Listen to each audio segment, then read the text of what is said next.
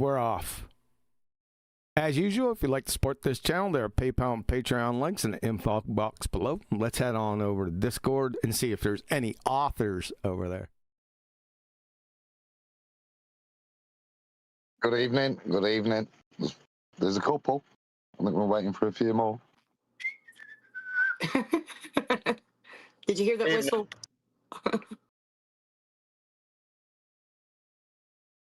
Hello? Radio check. 1 2 1 2 1 2. Kiwi, did you mean to start your show with silence? Because that's all that I didn't hear anything. That's what I meant to do that. Okay, I thought you said you were going to play a couple of things, just not music, so. I didn't say that, no. Sharp as ever, Flatsy. Not today, apparently. Jesus.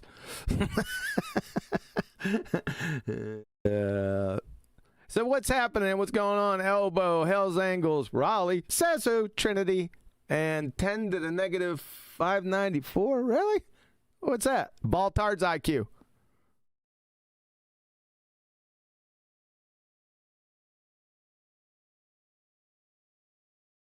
Don't overwhelm the mic. Steve, let me check out there and see if the sound is coming through. We haven't been live in a little bit, couple minutes. Let me make sure. Can somebody give me a thumbs up if the audio is good? I'll go and check. I could hear you just fine. It's coming good. It's coming in good? Okay. Thank you. All right. What you old guys in here for? What's up, Twit? You know, I was looking for your name in Discord. I wanted to send you the ad for the book, but I don't have it in there. I think the reason is because back in, what was it, 2022 or something, we all got kicked off of Discord.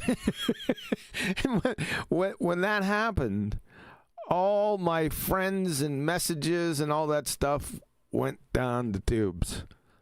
So I don't have all the old guys' addresses and stuff. It only started in 2022 or something like that. But I was thinking about you. Just want to let you know.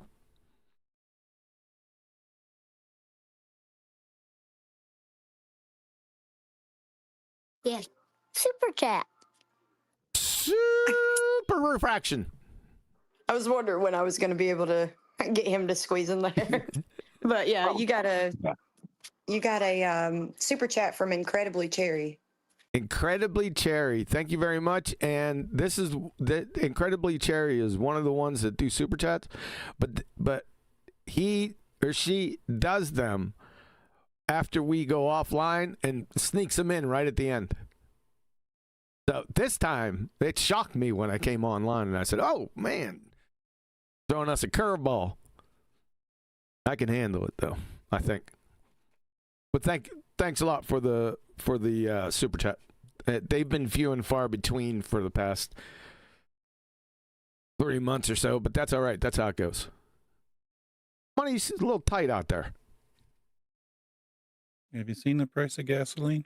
Yeah, I have. Well, thankfully, you're not doing it for the money, even though you like it as a perk.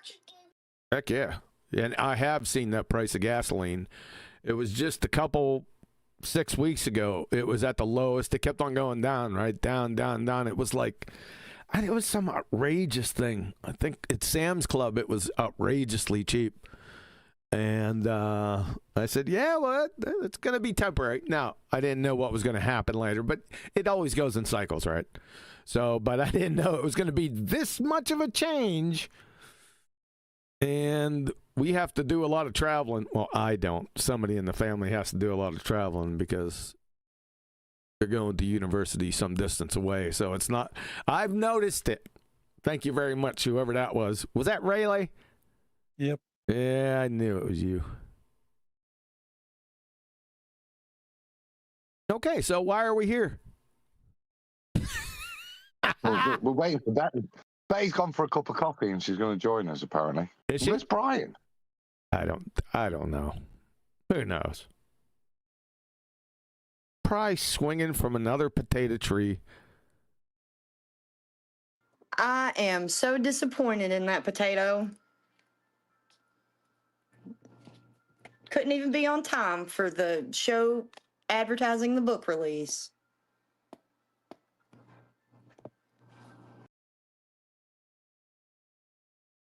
So, Adam, Yes, sir. author, Sir. what'd you have for tea? Nothing yet. Nothing yet. I'm waiting for Betty. I'll have to go and get a picture of it if she doesn't hurry up. Yeah, I suppose a little explanation is probably in order, isn't it? Explanation? How about this? What book? Yep. We need Betty here. I mean, you know, the book that's been written is a very different book, isn't it? Whilst quality of citations Yikes. the same. Do we want her to give the explanation or description, or should somebody else do it? Mm-hmm. Have we got the back of the book to read? That's probably the best descriptor. I don't have the back of the book to read now. I have the title. I have the cover page. It's staring everyone in the face right now. Mm. If they didn't know, this is the Bolivian salt flats, and how ironic, because the first thing that jumped out at me when I arrived here on May 25th, 2016, I'm sorry, May 15th, 2016, was the Bolivian salt flats. That was my first flat earth proof. Ironically, again, it's not in the book. We have to talk about that. I was thinking about that last night. I was sitting down. It's on the book. Oh, it's on the book, not in the book. So it's implicit, is what you're saying? Yes, and it is in the book because it's in the book also. Not in the book. Just the picture. Oh. We should go over that. You know, just to kill some time. I know everyone's excited and stuff. Let's do that. You trying to get me to rewrite stuff already? I'm not. No, No, I'm not. No, I'm not. I am not. can't. No chance. No chance. We'll go to the Globe Terminator's website. We'll take a look at these. See these flat earth proofs. This one was the first one out the gate. Probably May 16th. I used to have a video of this fine young lady dancing here, but they took it down and I goofed up and didn't download it. So we just got a picture of her. I really enjoyed watching that video, by the way. Let's take a look at this. Oh, brother. I enjoyed watching her. What is wrong with that? I guess nothing. Like inherently, nothing is wrong with what you said, but just knowing who you are is what. She's beautiful, and the backdrop is also beautiful. So I don't know. I'm attracted to beautiful things. Must be a real drag, real embarrassment. So let's check this. This is an oldie right here. Put some hair on your chest. According to the heliocentric, sun-worshipping, spinning ball space monkey religion, every point along a tangent in every direction from your feet drops. That's a vertical drop away from you at 8 inches per mile squared. See, I like this proof so much because I didn't have to do anything. You know why? Because Borsa, the globe-tard of the globe-tards, did it for me. It was a lot of fun. Let's see what he wrote. The Solar, from the Oxford Journals. Ladies and gentlemen. The Salar del Uyuni in the Bolivian Andes is the largest salt flat on Earth. That should probably gave the game away right there, right? You'd think, but no. exhibiting, if that didn't give the game away, this definitely does. Bolivian Andes is the largest salt flat on Earth, exhibiting less than 1 meter of vertical relief over an area of 9,000 square kilometers. That's going to be a problem for globetards. Longer wavelengths in the DEM digital elevation model correlate well with mapped gravity, suggesting a connection between the broad-scale solar topography and the geoid. Huh. Wonder what that is. Similar to that seen over the oceans. Oh, hell. So the oceans look a lot like, in elevation perspective, the salt flats in Bolivia. Shocking surprise. What he's trying to tell you is that this is a geometrical flat plane. You can have a myriad of topographical features on a sphere: mountains, ridges, saddles, spurs, depressions, etc. You know what you can't have? A geometrically flat plane. And this one is over 9,000 square kilometers. Therefore, how can ballers stage 5 cling with a kung fu death grip to their fairy tale religion that has one of its foundational tenets, vertical drop, and yet at the same time have a flat plane with less than 1 meter of vertical drop over 9,000 square kilometers, pray tell? You ever hear of violating the law of non-contradiction, perhaps? For an encore, can you reconcile married bachelors for all of us also? This is real simple and easy to reconcile. You ready? Ball-tard position. According to the heliocentric sun-worshipping spinning ball space monkey religion, every point along a tangent in every direction from your feet drops vertical drops away from you at 8 inches per mile squared. So, vertical drop. The study says the Salar del Uyuni in the Bolivian Andes is the largest salt flat on Earth, exhibiting less than 1 meter of vertical relief over an area of 9,000 square kilometers. So, no vertical drop. You see how this is like inherently contradictory? You think? See figure 6. I'm not pulling it up. It's there, by the way. We did it last time. It shows 100 kilometers, 62 miles north to south of the Salar with less than 1 meter of vertical drop. So, spinning ball religion, 100 kilometers, 62 miles, we should have this. 781 meters of vertical drop. That's not what Borsa measured up here. He measured only 1.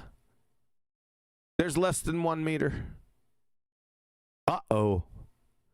Let's throw a modus tollens at him. If P, then Q, not Q, therefore not P. If the Earth is a sphere-tard with a radius of 3959 miles P, then there must be a measurable 781 meters of vertical drop over every 100-kilometer section of the Earth traversed Q. Not Q, we do not measure 781 meters of vertical drop over the 100-kilometer of the Salar, therefore not P. The Earth is not a sphere-tard. Alice in Wonderland is more tenable than the ball-tard spinning space monkey religion. The prosecution rests simple. You live in a fairy tale. The end. How you like me now? That's what I thought. It's a simple. It's Just about overrated. the same. Say again? Just about the same. Not you. I wasn't asking you personally. That was more of a rhetorical question. Yep. Good evening. Good evening, Hi, C. The beautiful Betty Van Velsen. Perfect timing. Timing. Good. Yeah, well, I was here and I listened to you. Oh, okay. Yeah, so I killed enough How time. could we forget to put that in the book? We didn't forget. We didn't forget. Just didn't make it. You can't put everything in there, right? It's just Oh, maybe in a hard copy. Who knows? you can't. You Well, just like I said, it's on it. yeah, it's on it. Can't get it all in there, ladies and gentlemen. Yeah. Ladies and gentlemen, if that didn't make it in there, then oh boy, what kind of cowbell you think is in there? That's the question you should ask yourself. Oh God, not Betsy the cow, huh? Where's Betsy the cow? I got that picture somewhere. Or I got it somewhere, but don't make me go searching for it. Yeah. Too funny. And the potato tree swinger arrives after Betty. Jeez. At least I'm here. He's here. All right, you attention stealer. Evening, Bright. Is that Mike Meekin, the voodoo master? No, the author. Ah, Author. He's not. He's a voodoo master with these little caricatures. They're voodoo dolls. Voodoo doll. What? Yeah, I tell you what he did, right? He made 5 caricatures of me, himself, Kiwi, Betty, and Flatsy. And he showed us all these individually. And my one looked great, right? The clothes were pretty good. I know they were a bit much, but they looked good. I was slim, everything. And he got me to agree that I liked the caricature. Then he done a group caricature situation where he improved on every other caricature, and he made my caricature fat, and he spray painted the bottom of it. And when I said this to him, he went, "Okay, I'll do an amendment," and he made it even worse. So That's what you get. He blames Be careful AI. what you ask for. have you now been putting weight on since then, Brian? Now is that what you're saying by voodoo doll? You've got a little Yeah, bit. that has I've to had be a it. stomach issue. I've had a pain in my stomach since then. Yeah, it's been bothering me.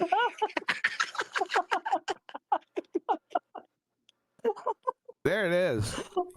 Where's the Confederate flag over here? Everyone, this is Flatsy Swan. This one. You're not sharing your Doesn't screen, make is it? any sense. Like, cause I'm in some country get up. Never worn country get up like that in my life. That cap and doesn't match it, and then the Nike high tops. Oh crap! See, Brian thinks he's got issues. Look at Flatsy Swan. I'm sorry, I forgot to share the screen. So, hold on, I forgot to share the screen from the beginning. Sorry about that, everyone in here in Discord. That's my fault. Just out of practice. All right. Well, why doesn't he make you? That's He me. could give me the. Sorry. Oh wait. Just Yeah, as well, a defence, I don't think I've ever seen Betty in a traditional Dutch bonnet, dress, and clog either. Yeah, Or and those me wooden dressed shoes. like Robin Hood. Yeah. Well, why don't you make Flatsy and Betty fat then, and make me slim? Give me the cap and the Nike high tops. Yeah, see if they'll be happy about it. I think you look portly and grand. I look ridiculous. That's not me. Have you seen- Some other boy. Brian, have you seen the hips on that swan that's sort of in clogs? Have you seen those hips? Yeah, Man. it's That's those type of dresses. it's implicit with the hips, like 2 battleships. That she's fat ass. You None know of what? us are bony. None of us are bony. I don't Come on, care about Steve. the rest. I'm only interested in me, right? So don't be telling me about your Of cats, course, you're whether just the dress makes interested it in look white. you, Am I Mr. interested in Potato what I look? Launcher. Yeah. Too funny.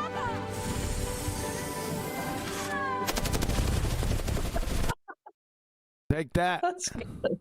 Take that. You know what I like about that? He smiles while he's shooting at you. Right at the end, watch. He's smiling at you. He is. Oh, that's great. Yeah. Yeah. I like I've not really noticed those hips before, but there's some egg-bearing hips you've got there. Egg bearing hips, don't I? Egg bearing.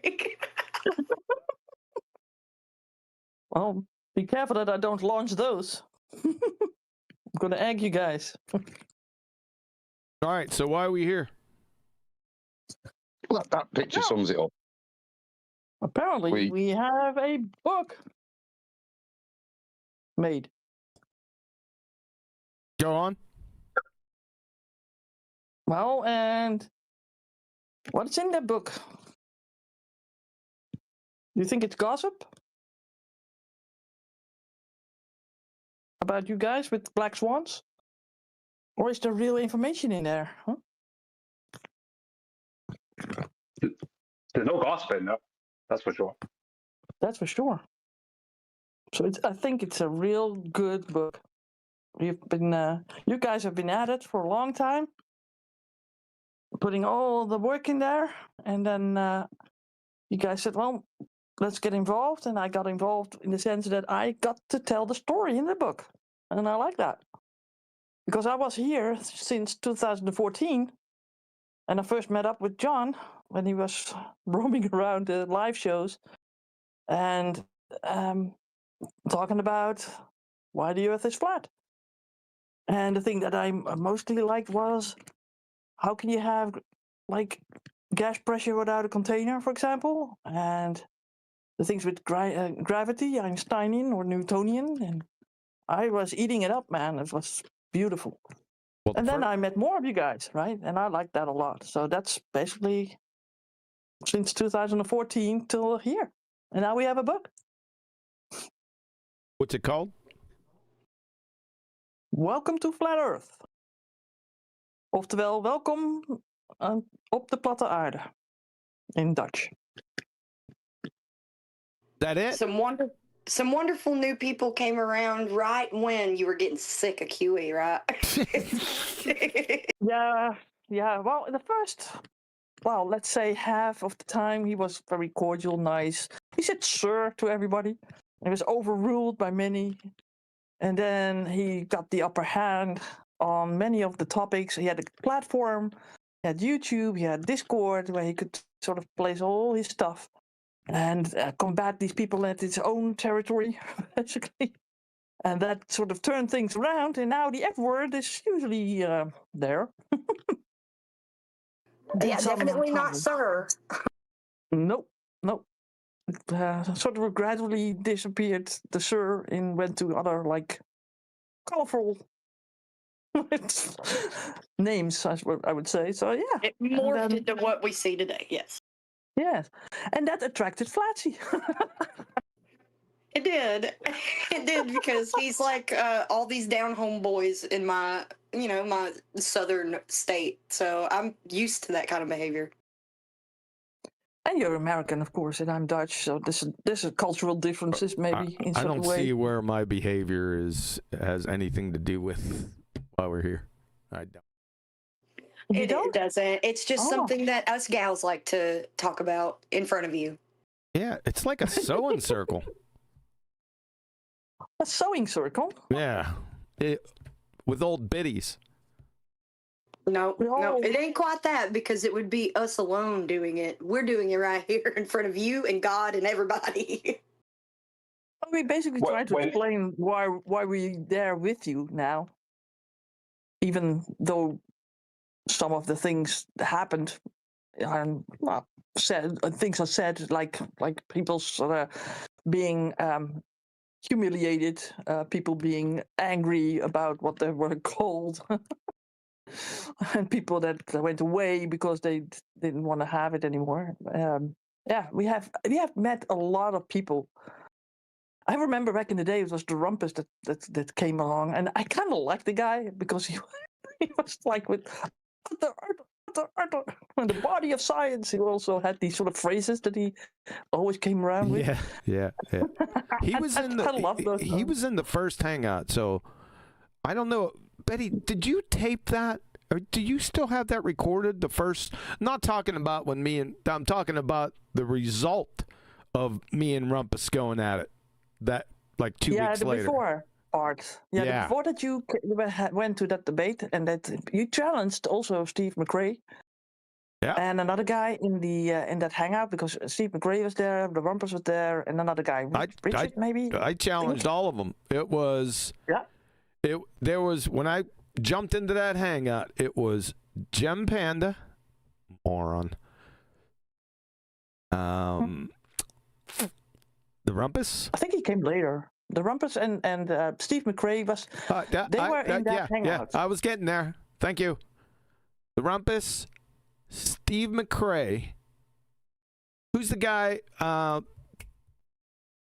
What the heck is his name? We were It was talking about Richard him. from Thailand. Yeah. What's his name? Richard. Yeah, and Thor So I don't think Thor was in there. could be. Nah, Thor wasn't there. It was Richard. You guys, many people won't remember Richard. He was a wise ass back then. There was, now I can't remember everyone. Steve McRae, Rumpus, Jim Panda. There was a couple other, besides Richard, a couple other well-known guys. It's just been too many years, people. Maybe And you had these guys called Quarters. Eamon Ra. Cordis wasn't in. Who? Aaron Ra. but he Aaron wasn't there. Ra wasn't there. This was flat Earth stuff. So I jumped in there because those guys were talking all their smack. So I started smacking them down one by one. Yeah, That was and you a challenged li- Steve McRae, and he was agreeing, right, to have a debate with you. How Yeah. did that happen? And basically, because it Yeah. didn't happen. Yep, McRae did, and then Rumpus. I was challenging all of them at that point. I said, "Yeah, let's go. We'll have a little discussion, me and you, Steve McRae." Oh yeah. I'll get. Here's my email. Get in contact with me. I still have these emails, by the way. We want to go back. So I sent him a message. I said, "Let's go on your channel. That's fine. I don't really care." QE, I was thinking. This is Steve McRae. QE, I was thinking that I would have a panel of experts in different subject areas, and I said, I thought it was going to be me and you. No, we're going to have like 5 to 6 masters and PhDs, and we're going to go through each subject area. I said, you little weasel, you. I said, I got no problem with that. I said, first, you're a fucking yellow spine coward, you little bitch. I didn't put it in that vernacular back then on the emails. But I said, I don't have a problem with that. But we're going to do each of your PhDs one at a time. Mm-hmm. No, I was thinking about having a round table. Hey, Steve McRae, you fucking stuffed, you weasel. So he went down, by the way, so we can go back through those emails if anyone wants to do that. What was he known for? Steve McRae? McClown of the Clan McClown. Who was Steve McRae known for? Being a dumbass? Yeah, but what's his basic thing that he was? He dragged me into one of his shows, and it's not physically, like vocally. He was an Evotard in the beginning. I think I met Steve McRae. Don't quote me on this. I met Steve McClown of the Clan McClowns before Flat Earth. I ran into him somewhere else. Mm-hmm. And then he was everywhere. And then it was Steve McClown of the Clan McClowns.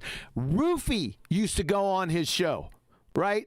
That dumbass Roofy, I used to tear them guys up with their little Evotard nonsense. You know, Steve McRae was the one that says that time was the independent variable. Yes. Yeah, Right? time. And then So you asked when you him. wait long enough, everything happens. then you asked him, well, what you put a turkey in the oven and you don't turn on the heat. What cooked the turkey, the time or the heat? The non-heat. Yeah. No, he had 2 of these sort of discs where he put these petri discs. Yeah. And he would say, I would put one 5 minutes and the other like 3 hours, and then time is the independent variable. Yeah. What a dumbass. Oh my god, that was hilarious. He had another really good. He had a ton of them, by the way, but he had another really good one that the speed of sound. The speed of, I got it. Speed of sound is constant in a vacuum.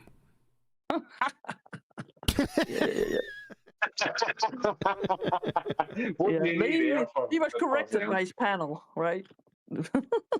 They tried to. Well, I mean, technically, he's correct, isn't it? Yes, he is. It's fucking 0. He also said, what was his other? He pulled the hyperbole. What was that other one? The epitome. Epitome. He's reading out a chat, and somebody wrote epitome, and he's reading it out, but he didn't know what the word was, and he called it epitome. Yeah. You pretender clown numpty dipshit. Now, he's the epitome of an anti-flat earther. He was the epitome of that. Of course, they all are. Back then, I never ran into too many globers. Now, here and there, to globe believers. Do you know what I'm saying? To what I consider globe believers. There's a big difference between a globe believer and an anti-flat earther. What's the difference? Well, a globe believer just believes that he lives on a spinning monkey ball, right? That's all he's got. An anti-flat earther is somebody that doesn't follow his globe clerics above him, the pseudoscientists above them. They just make shit up.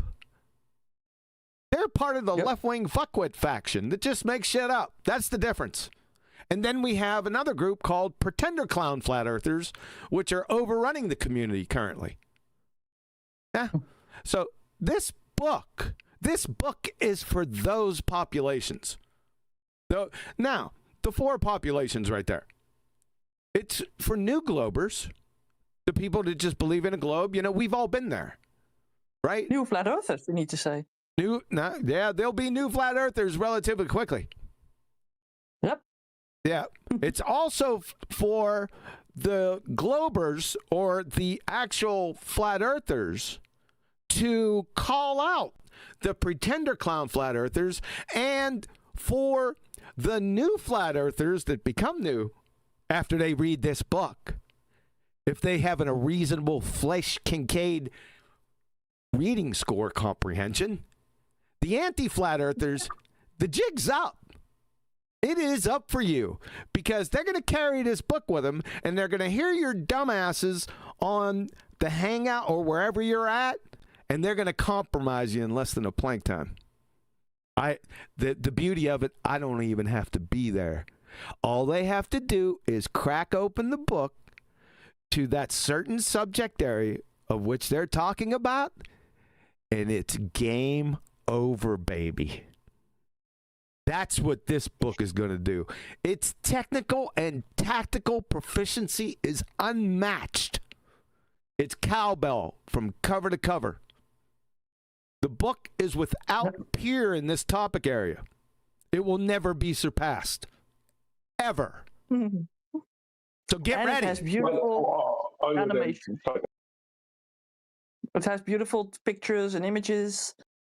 So it's not a dull book, and it's full of citations too, of course, because you have to basically point to the pseudoscience, to the people saying stuff. That's no, you have to actually. What are you saying? You have to actually support what you say. I'm thinking yes, maybe. Yes, and I love the way. Sorry. Go on. I was just gonna say I love the way that our citations will finish our sentences that we start, and then they finish with the citation. It's just so perfect. We're designed for the reader in argument to win the argument with the citation in that same way. So just a pro move on your part. Like I say, it could be a readable book, but in of itself, it should also equip people and inform them. Not with opinion, but with facts that are supported and that you can use in argument against PhDs, because they are genuinely PhD citations. Most of the people have PhDs that we've cited, except Einstein. Plus, you want these PhDs to go through this book and all the information in it, so that they're stumped. PhDs in what? In these areas that if they read through the citation and it covers some sort of aspect of their field of study, it'll floor them. Okay, Brian's another aspect too. Brian's trying to get in here. Yeah, because before it's lost. There's another aspect to it. What I would say, not all of the book, for certain chapters of the book would allow someone who's a genuine globe believer to correct anti-flat earthers concerning the heliocentric paradigm, because there's actual correct heliocentric lore in there. Like that's going to happen. Well, I'm just saying the option is there. There's an option there. No, but that's the same for us flat earthers, isn't it? When we're arguing with anti-flat earthers, they'll change their own religion to suit their argument that day. So it's always been a useful tool for a flat earther to be able to correctly put back the ball rhetoric to a ball believer. Yep, it's all over. Most flat earthers can't stop making claims. That's their problem. Like, you don't need to make any claims unless you can 100% back it up. I do. And that's what I liked about the whole journey, because first when QE was there, it was just like all the house of cards just collapsed. You know, you build a house with cards, give it a little tick on the top or on the bottom, and it falls down, and it's nothing. Well, I'm sorry, they set themselves up, because when I arrived, all it was, if you're a flat earther, you must deny all of science and all of physics, the body of science, this, the body of science, that. Well, thank you for that watermelon-sized hanging curveball. Let me just take you yard. You and every single friggin' baller at the time. They didn't know whether to piss and shit or wind or watch. Yeah, you got set up. Some of these idiots are still doing it. I heard it just the other day. A glober and a so-called flat earther discussing science. Neither of them knew what the hell it was. How can that be? I've been out here since 2016. So many presentations, so many times in front of people. I mean, and I'm not exaggerating. There's a few people, they listen to it better. It's in the thousands of times. Easy. Still don't know it. Yep. How do you explain that?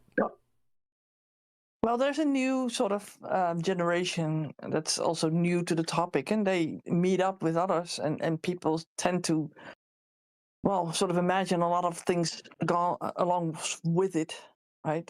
And then it gets confused again. It gets muddied, right?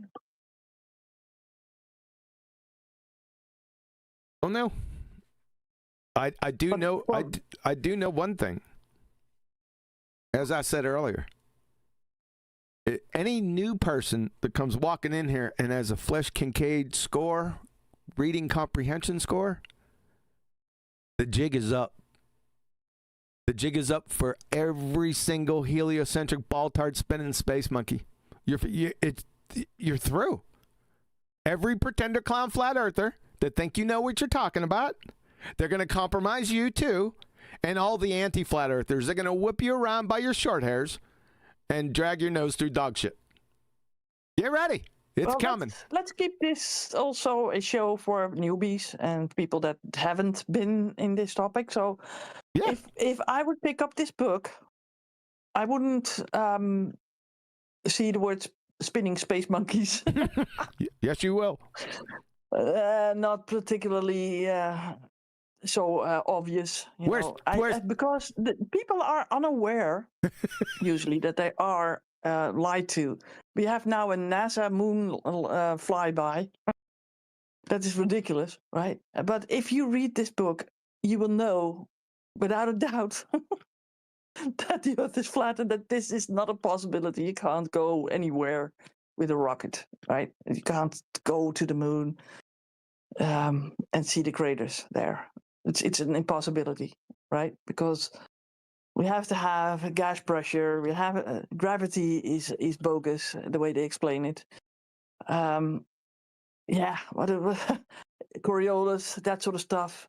The spinning planets and we moving in every which way in directions. It's beyond like crazy to think that we are doing that. So, but for newbies, I think the book sort of unravels that. Like it starts to at the basics, and then it sort of flows in a way, in a direction where first we sort of unravel the whole globe model, if you would call it. No, I wouldn't call it that.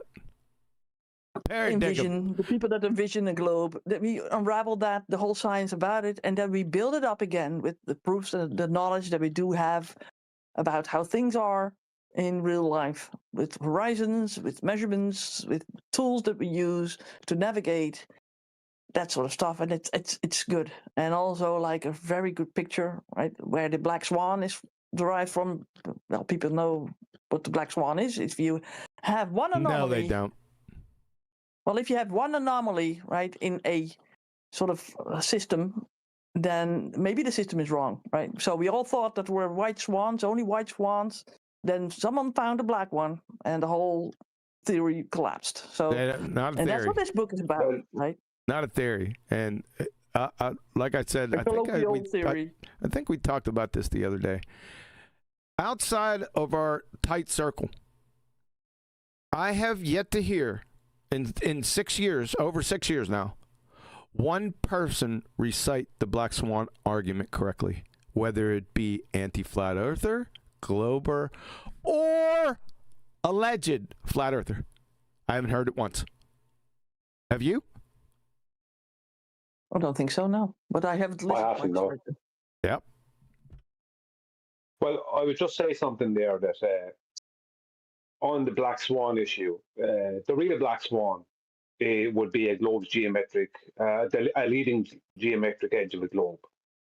So it's like all of the people out there who were claiming that the horizon was the leading geometric edge of a globe, every single one of those anti-flat earthers and globers, whatever, they didn't actually know that within their own paradigm, it's not claimed to be that. Which is why Rumpus, on January the 2nd, the day after the Black Swan 2020, said the geometric horizon of the globe is only in the maths. Because he knew that all things just go to Metabunk and you'll see they're not claiming the horizon as geometric edge of a globe. Yeah. So this is the thing. And the rest of the globe fraternity then and anti-flat earthers joined in with him. But it was so stupid that after that, they were still trying to present the horizon as if it was, the leading edge of a globe, even though it's within their own paradigm, it's admitted, and within their own mathematics, it's admitted that it's not. You know what I mean? It's like, but they're still doing it. So the real Black Swan, I'm not trying to put down the Black Swan as it is, but the real Black Swan would be them producing a leading geometric edge of a globe, which they will never do because it doesn't exist. Yep. Now, how about for the prose of the book? See, it's one thing that I found out quite quickly, that it's one thing to teach people, like in a presentation style. It is an entirely different animal to put it in a book. So, my hat's off and my respect to somebody that helped me do that. He's an author of this. He's an author of this book, and I think his name's on the front cover, if I'm not mistaken. Yeah, I made sure, because not only am I an author, I'm the graphic artist as well, so I was making sure I put my name there. Not only the prose and not only the literary part, Adam had a lot of input into the book also in a lot of the technical aspects. So it's not, I didn't want to just limit him to that. So it's in addition to the prose, a lot of technical stuff or technical items that Adam knew through the years. So without further ado, may I learn from you some of it? Yeah, some of it, but not all of it. Not all of what you gathered from your journey through here. Not all of it was from me. Just the really important parts. I've sent you the actual Oh, chocolate brother. No way! Super chat. Super chat and chocolate at the same time. Wow. Super chocolate. Super chocolate. Oh, what's Super up, chocolate. Super chocolate. I like that. Chocolate. Before you hold on, before you guys get to the super chat. Chocolate. Sir. Did you happen to run into Teams? Did you see my message in there? No, if you sent a new one, I didn't see the last one before now. Okay. Well, just let me tell you. I haven't mentioned it in there much. Okay. Just let me tell you, sir, that you're in the book. Just want you to know. Am I really? Yes, you are. Immortalized forever. Yay! The name. Yay! The name alone. That's what's up. Yeah, man. Have you got a picture? Say again, Adam. Yeah. Do I got the? Let me see if I can't track it down. Go ahead. I'll try to track it down. Yeah. In the Yeah, meantime, your super chat is from Bear Pelagic, and he says, "Congrats on the book release." Thank you, Bear Pelagic. Thank you, sir. Go on, That's Adam. my friend. Yeah, cheers, pal. Thank you. Go on. What up, yo, Adam, Brian? What's up, man? Going on? Oh, Chocolate. Haven't talked to you in a long while. Well, you're not going to talk to him if you keep on over talking his train wreck mic there, Brian. yeah. Yeah, you know I got to come through with the train wreck, Mike. You know. I was going to congratulate you, Chocolate, on selling your old mic and buying a worse one. Yeah, I can't find a good Bluetooth, man. They all suck. Unless I'm paying like $300 for something I drop half the day anyway. So I'm not doing that. But as long as you guys can hear me. Just can't say what's up. I had a few minutes. Saw you guys were on. I was like, oh shit, I could actually catch somebody. That's great. So, yeah, man. Everything good? Yeah, yeah. I'm glad you're here because we did give you a posthumous nod. Obviously, the title of the book is down to you, your catchphrase. So paid a little homage to that in the book. So I did a little chocolate Goku. You'll see. Kiwi's got the image. The book's littered with little cartoons, you see. So when we got to you, I thought I'd try and immortalize your phrase. And you. Cool. Well, hold on. And you, Chocolate. Not just the image. Well, thank you. You're welcome. I definitely appreciate that. That's very cool. Sorry about the background noise. I'm outside. You're showing your teams to. Oh no, you're showing your teams to us, by the way. Yeah, I know. There's no way around it. Trying to find that image, Adam, and I probably won't have it. Well, wait a second. Let me roll. Let me scroll.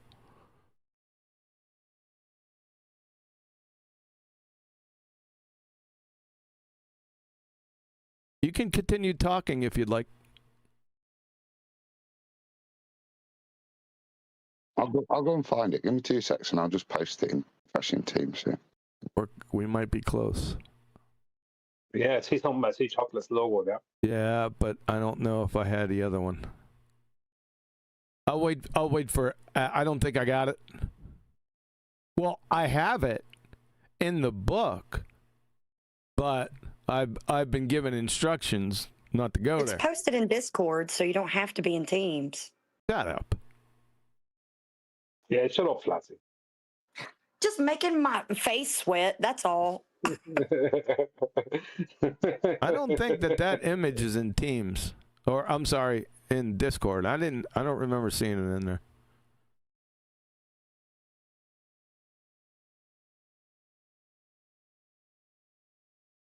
We'll just wait for Adam. Adam will get it. Instead of me wasting my time, searching through volumes of stuff. General chat, where am I at? There I am. So when is the actual book released? Like is it out now, or is it like this was pre-celebration? Yeah, it's a I've been lost in the loop. It's a pre-celebration chocolate. It is being reviewed as we speak. We checked it to make sure, and it is not actually on Amazon Kindle just yet, but it will be no later than Thursday. No later than Thursday. I was hoping that it would come out this morning. That didn't happen. However, it will be posted on Amazon Kindle with the digital copy of it at $9.99. The paperback at $29.99. And we haven't got to the hardcover just yet, but as soon as we do, I will announce that. Now, when it does come out on Amazon, the first little inkling, the first little link I see, I'm going live again. And I will post those links in the description underneath that next live video. How about that? Does that take care of everything? Pretty cool, man. Going all the way, huh? Digital, paperback, and hardcover. Yeah, we're Very going. nice. Yeah, we're going the whole 9 yards. All right. I see you. And then there's going to be a movie. Then you're going to jack every one of those yards, right? No, we were discussing autographs. Have to do that. Autographs. We have to bring out a hardback, otherwise Witsit won't read it.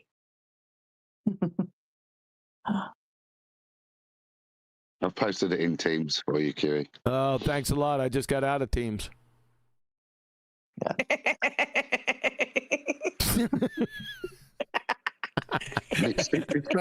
It's so difficult to get back in as well, isn't it? Once you got out of Teams. It is. Adam, you're on Discord already. That's a good point. Adam could have posted it in Discord, but no, he decided to be awkward and posted in Teams for no reason other than just to be awkward. It's not. It's forced a bleeding habit, isn't it? Because Discord, you can't share files very efficiently. Because, oh no, you've overdone it a bit there. I've kind of, over the book writing process, got used to dropping files back in Teams. So, Chocolate. Apologies from the author. Chocolate. Well, let's show everyone. There you go. TJ's been a request. I like it. Yeah, snacks are in the back. Bathrooms are on the left. The Japanese character. I'll let Adam do that. Oh,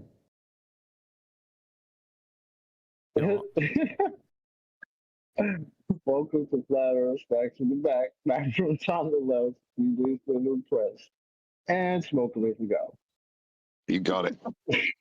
I like it. What is that Chinese moment? Does that mean smoking?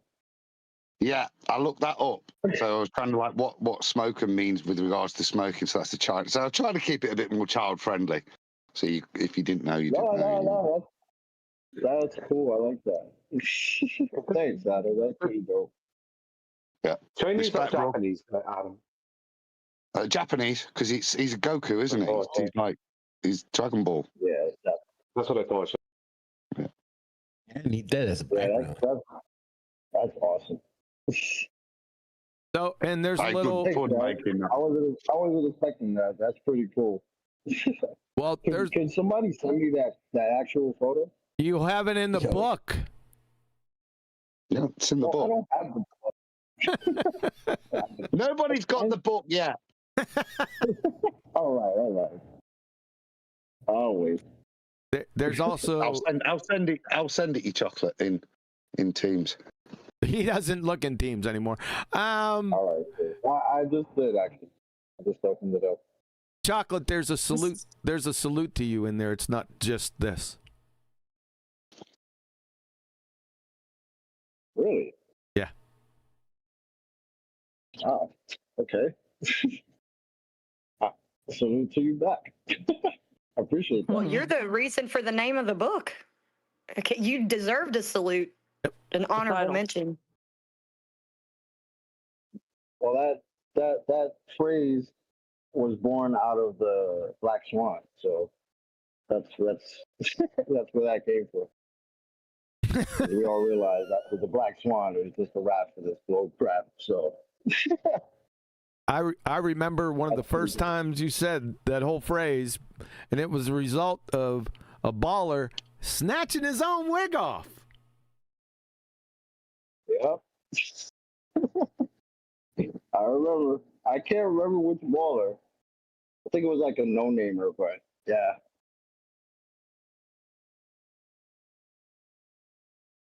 Well, shout out to you, sir.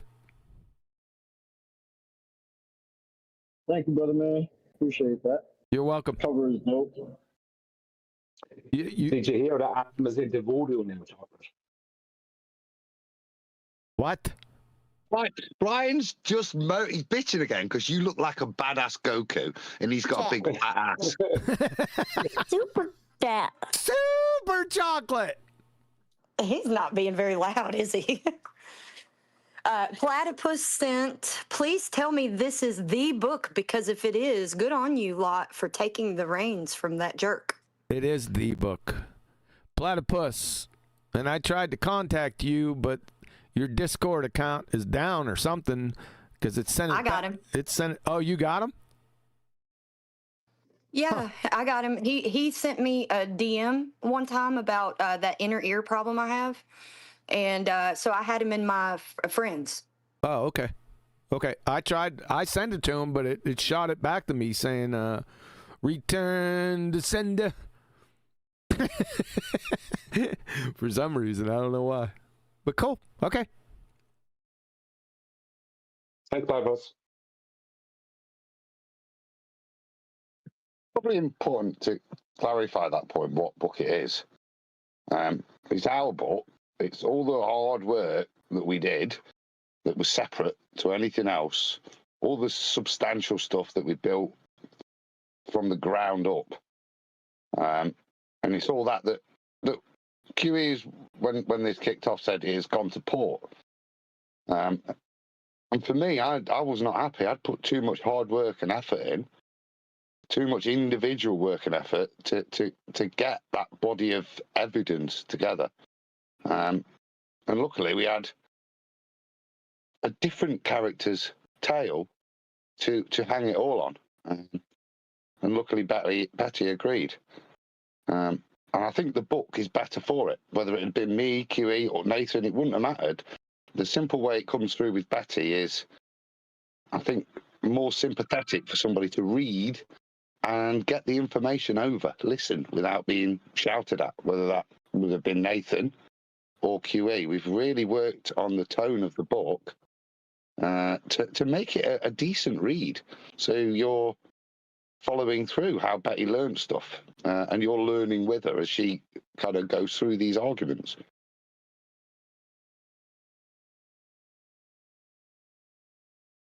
I think it's brilliant. I reckon that's that.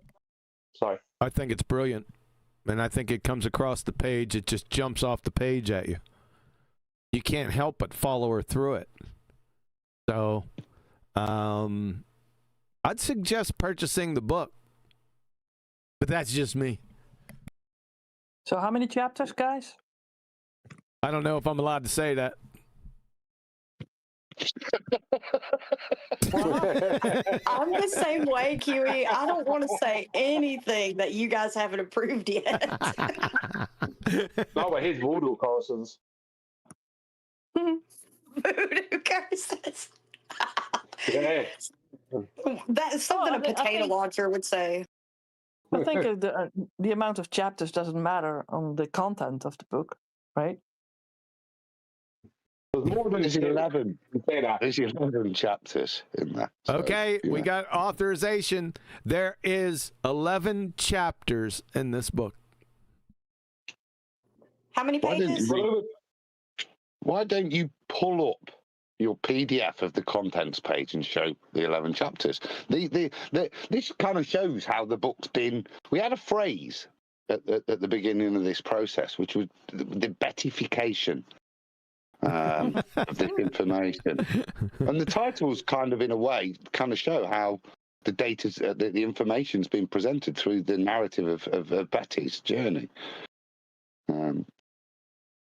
There's your legal disclaimer. There's the swans. There's Brian's big ass again. Do you want me to show this? Do you want me to? Okay, let me, because I'm not showing just the people in Discord. Do you want me to put that over YouTube? No, just go straight to the title content. I think that's sufficient. You need to. There's Brian's. There's Brian's fat ass. Mm-hmm. Yeah, that's not totally not in line with reality. So classic. Yeah, this is My one of the. swan doesn't look like me either. What is wrong with you, Brian?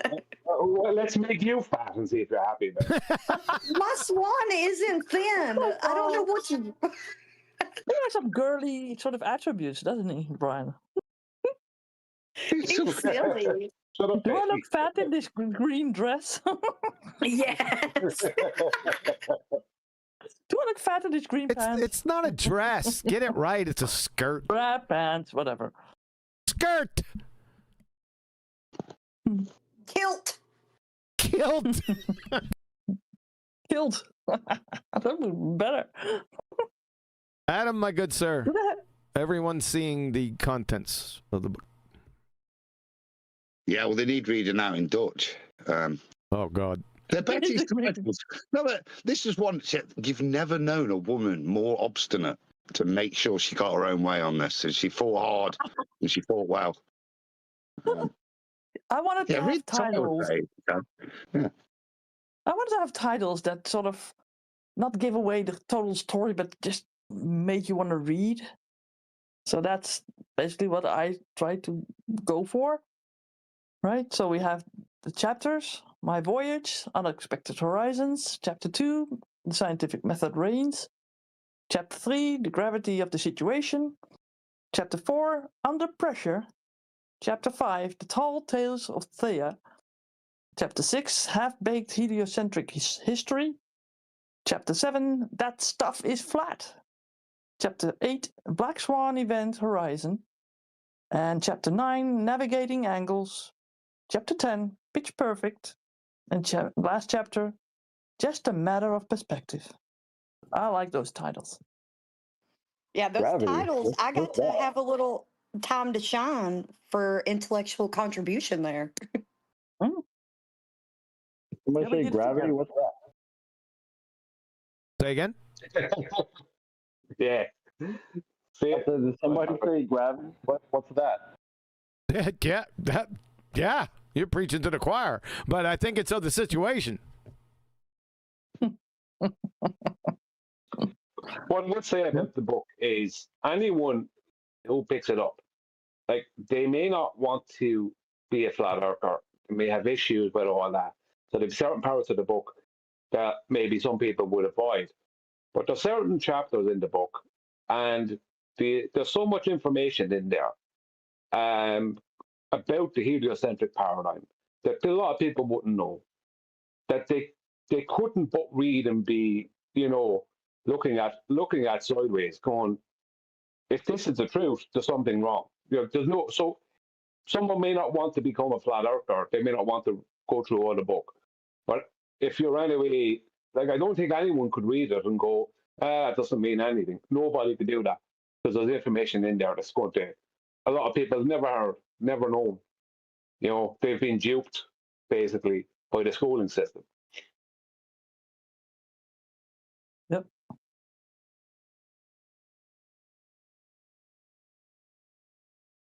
Is there a certain time limit that I can have this up, or are we good? I'll tell you when it's expired. This message will destroy itself in 10 seconds. 1, 2. Self-destruct.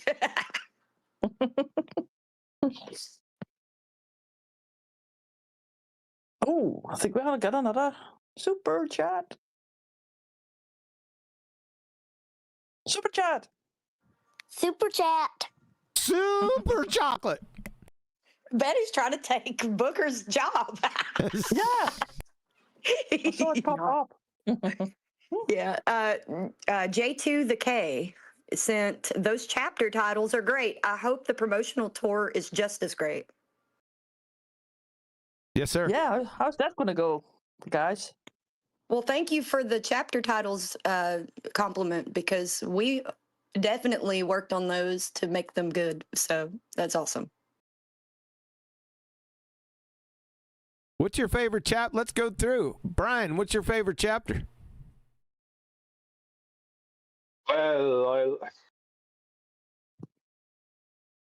We already know. Yeah, we already know. Hey, Ron. Pet Flatsy. I don't know. Yeah, she was. Well, she just can't show up. I mean, Sorry. I know the ones that I'm directly involved in, and that. But I think a chapter maybe the gravity chapter, or Under Pressure. I like them because there's so obviously the scientific method one is great too, but there's so much in those chapter 3 and 4 that the everyday person, I just don't see how they couldn't be impressed by that information. So you chose 2, 3, and 4. Okay. Flatsy? My favorite is Under Pressure, baby. That one, just every time I read through it, I'm just over here fist pumping every time. So that has to be my favorite one, yeah. Betty? The first and the last, and everything in between. Yeah. Adam, one of the authors? I mean, I think for me, Pitch Perfect. It's probably the most personal to me. Right. So it's kind of how I started and how I ended the journey with Solid Proof. It's also I like the way it involves Brian and the trip to Antarctica and little bits like that kind of summate our history. That's kind of the nice thing about the book as well. There'll be points that people will remember, events that were pertinent to us and these arguments. So it's not to pay attention. I don't even think he gets his name mentioned, does he, directly? But either way, but there's recognition of stuff that's gone off in this journey. Do you know what I mean? Things that we, like the Black Swan. I mean, that was, key moments. And the pitch data to me was not only key in proving it, but personally, because, the D-Marble, me with my accelerometers. So, yeah, Pitch Perfect, I think. But Gas Pressure I like, because that I had fun crafting, because, that's my topic, you know what I mean? In terms of university, that was the thing. Gravity, I hated it. That's why I quit physics. But Gas Pressure was... You could it was nice to be able to explain it gently, if you see what I mean. Are there any penguins in this book? There is a fleet of penguins. Sunbathing. Do you still have the GIF? Do you have the GIF, Kiwi? No, I didn't save that one. I think it's still in Discord, by the way. Yeah. I'll find it and send it. Yeah, you'll find it and send it. You'll find it and send it in Teams, right? It does. Yeah, because it won't send it otherwise. Sorry, Chuck. Go ahead, Chocolate. Hold on, Betty. Everyone's got to be quiet if Chocolate's going to talk. So go ahead, Chocolate. Sorry. So you got a chapter called "That Stuff Is Flat." Is that Does that have a shout out to my boy Smoking the Grass Tyson? It maybe 76 kilograms. What?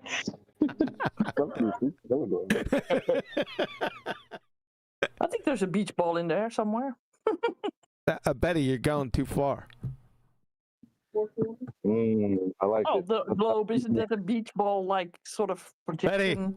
Betty, put a cork in it. Whatever. By the way, you didn't say what your favorite chapters are. Yeah, I wanted to ask that.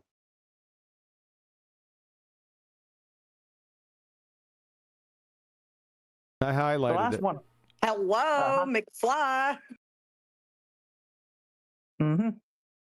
Yeah, I thought that would be your favorite. Yeah. It's all over. Ladies and gentlemen, chapter 11. Say goodnight. Say goodnight. I mean, all the chapters together, I love the book. As a whole, I love the book.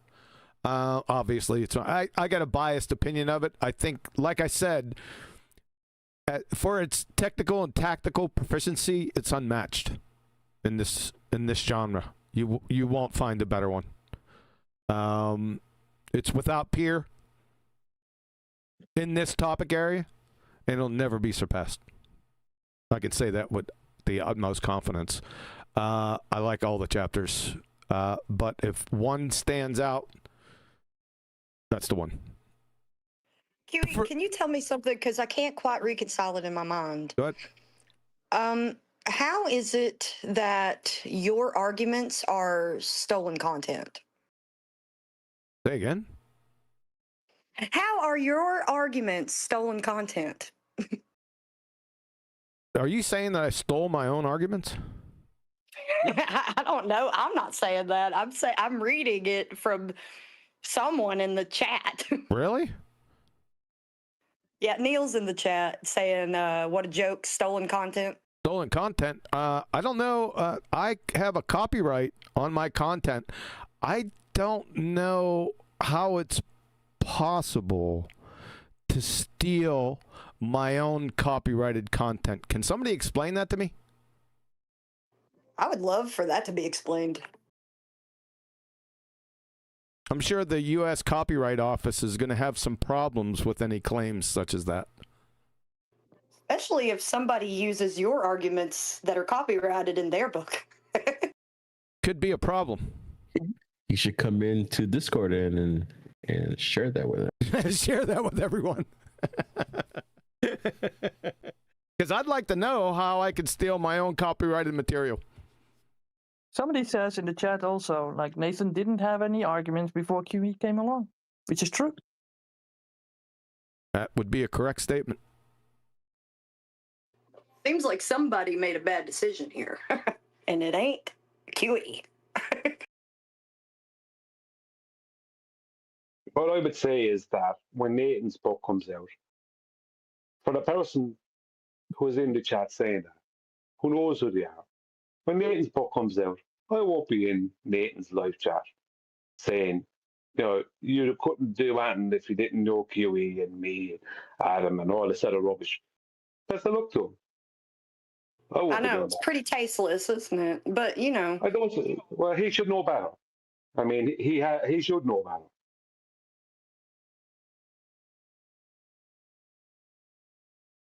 I'm a bit fired up today. I'm excited about the book and just fired up.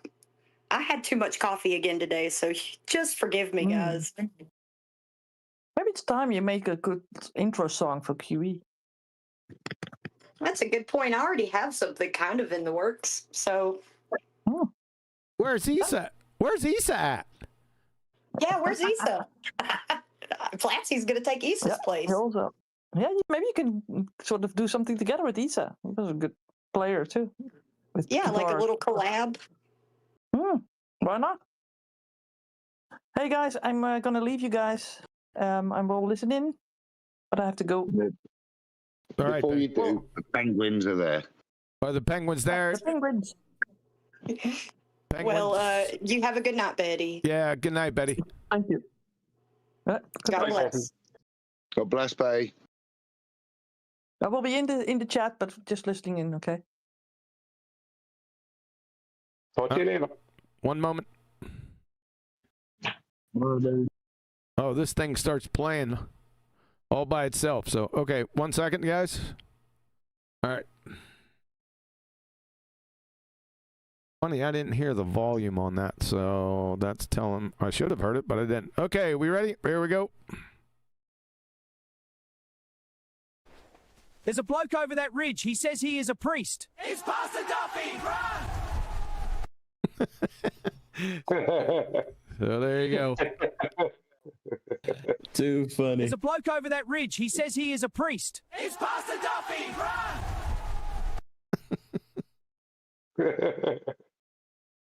All right, that's all you got.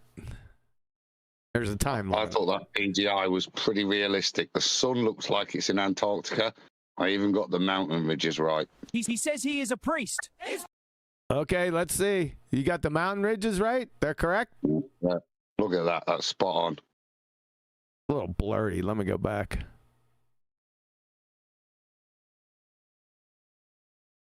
What? I've even got the sun going the right direction. What is it going? Is it going right? Oh my God! I'm not doing that again. It's going counterclockwise to the left. Oh my God! Forget that. All right, that's enough of that.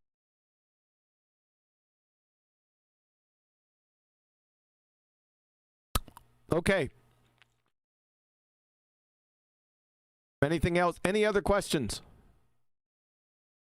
You take it from chat. Flatsy, are you there?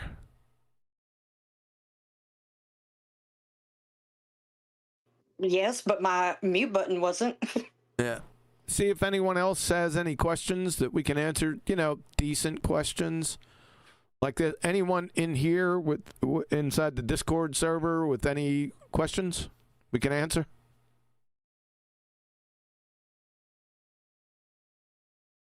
Hopefully concerning the book. Okay. Not personal issues kind of stuff. Like, we don't do that. It's not just... I think I went over everything. The only thing up in the air for right now, Adam, is the cost of the hardcover. And is the hardcover going to cost $39.59? No. See, I think it could be, though, couldn't it? Really, why not? You know what I mean? Nathan Oakley hasn't got exclusive rights on that joke, you know?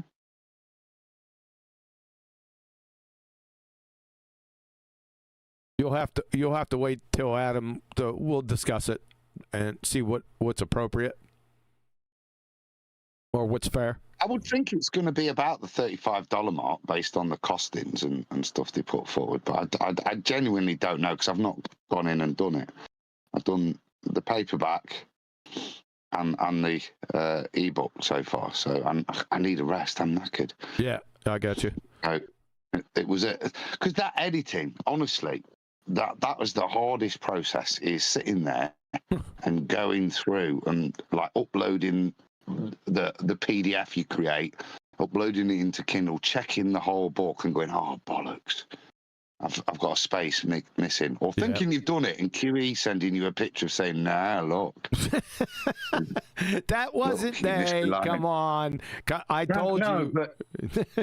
But needed, because like my OCD, right, I then dealt with it, but it was a very tedious process. But hopefully that's done now, because the ebook was dead easy, so maybe the hardback will be the same. But I've not checked. But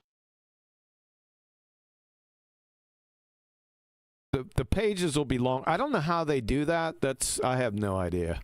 You know, to try to fit the book from the digital copy to the paperback, and then from the paperback to the hardcover. It has to be, they're juggling some stuff in there. Or do you have to do that, Adam? Or does that just, they automatically loads up? I don't know. For the paperback, I had to typeface every page, as you know. Right. But for the ebook, once I to set all the chapter headings and stuff because you mark all that.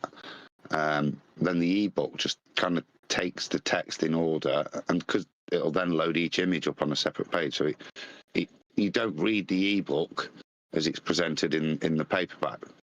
Because obviously you can just change the size of the font in your ebook, so each page is going to change. So it presents all the text up until an image, and then the next page is the image, and then back onto text and so on.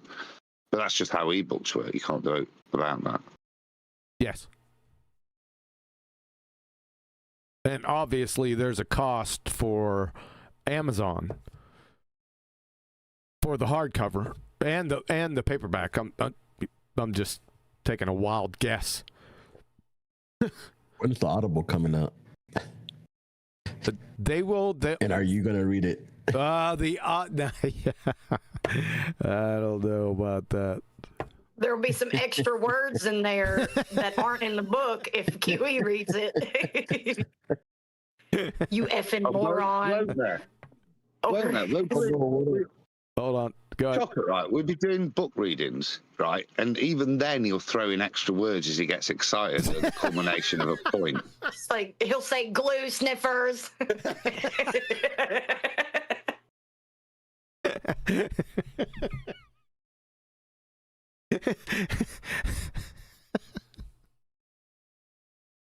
Oh my God.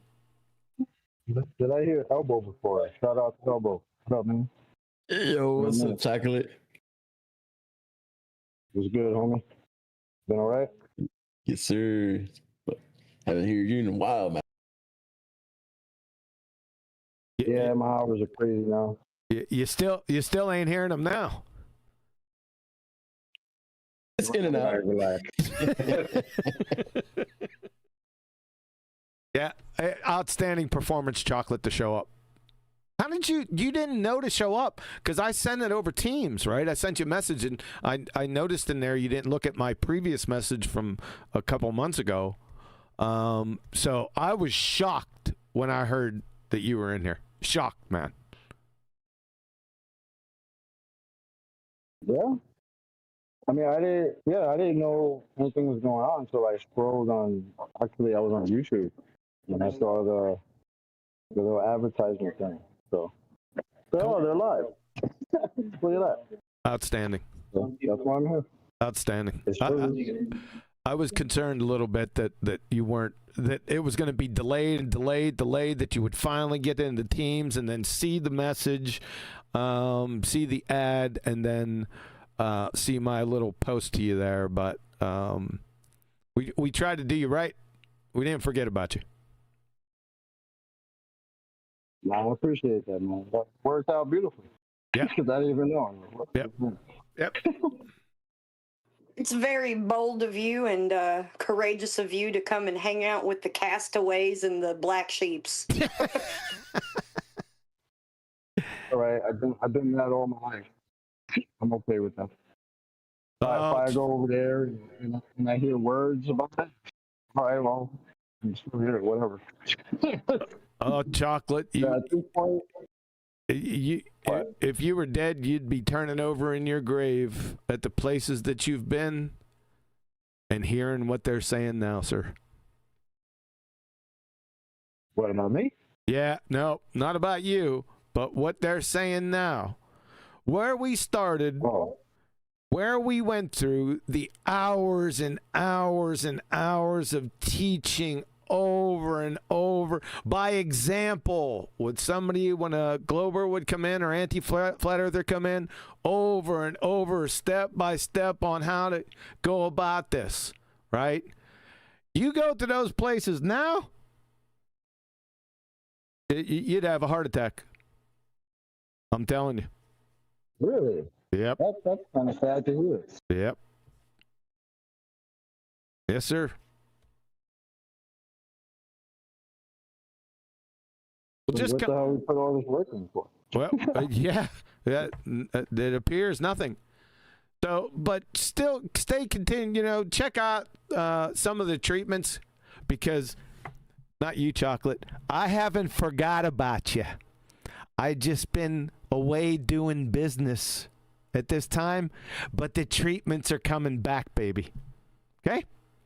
So just keep your ears on, and especially the new people, once they start, if they purchase the book and then all of a sudden find my channel, yeah, you're finished. Jig is up.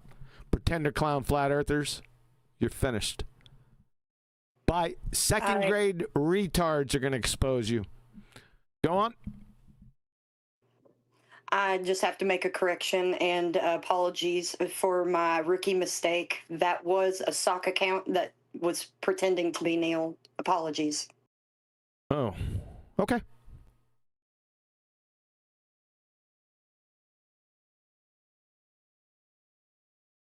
That's good to hear. Say again? Glad to hear. Say again? I'm saying that's good to hear. I'm glad to hear that it wasn't Neil. I'm happy that that's not it. All right. Any other questions? There's no questions from here. Let's give Discord a chance first. Any other questions, concerns? Something I missed? Yeah. How are we going to get Flatsy to shut the fuck up? I have no idea. I've been trying to think of ways to do that. I think, is that a rhetorical question? I was thinking peanut butter, a combination of peanut butter and super glue. If you mix it in the peanut butter, I'll be none the wiser. All right. Anything else? Any other questions or concerns? I told you the book will be out within 48 hours. That's the time limit that they gave it. I thought that it would be done today. Adam, do we want I just checked again. I've just been down to the house because tea's nearly ready, and I thought, well, I'll check Amazon again. No, still in review. God damn it!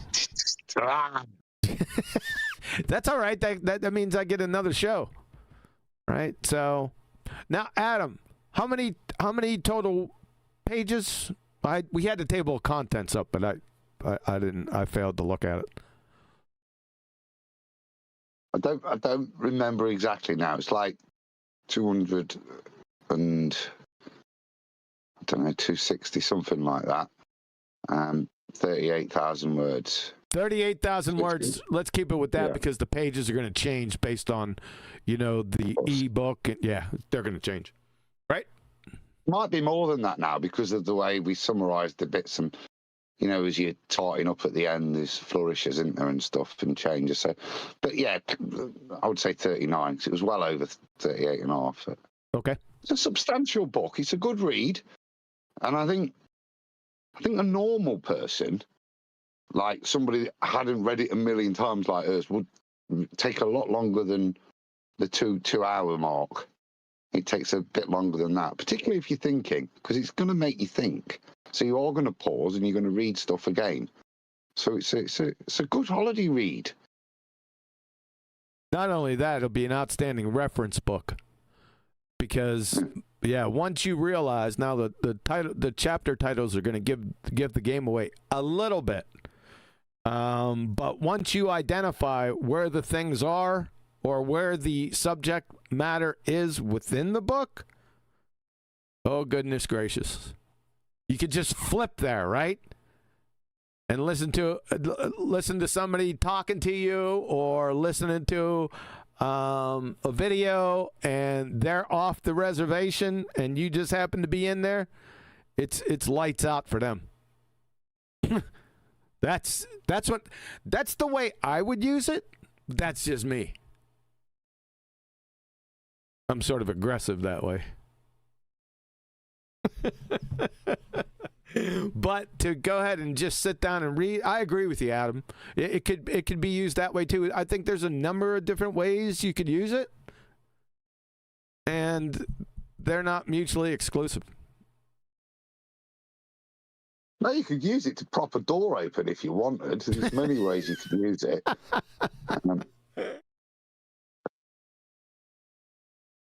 I think that's the good thing. Hopefully you get an engaging read and then something that you can reference for argument later.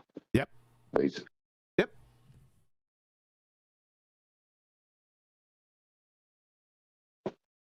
All right. You're going to open it up to Discord this time and Brian not be the person from Discord speak.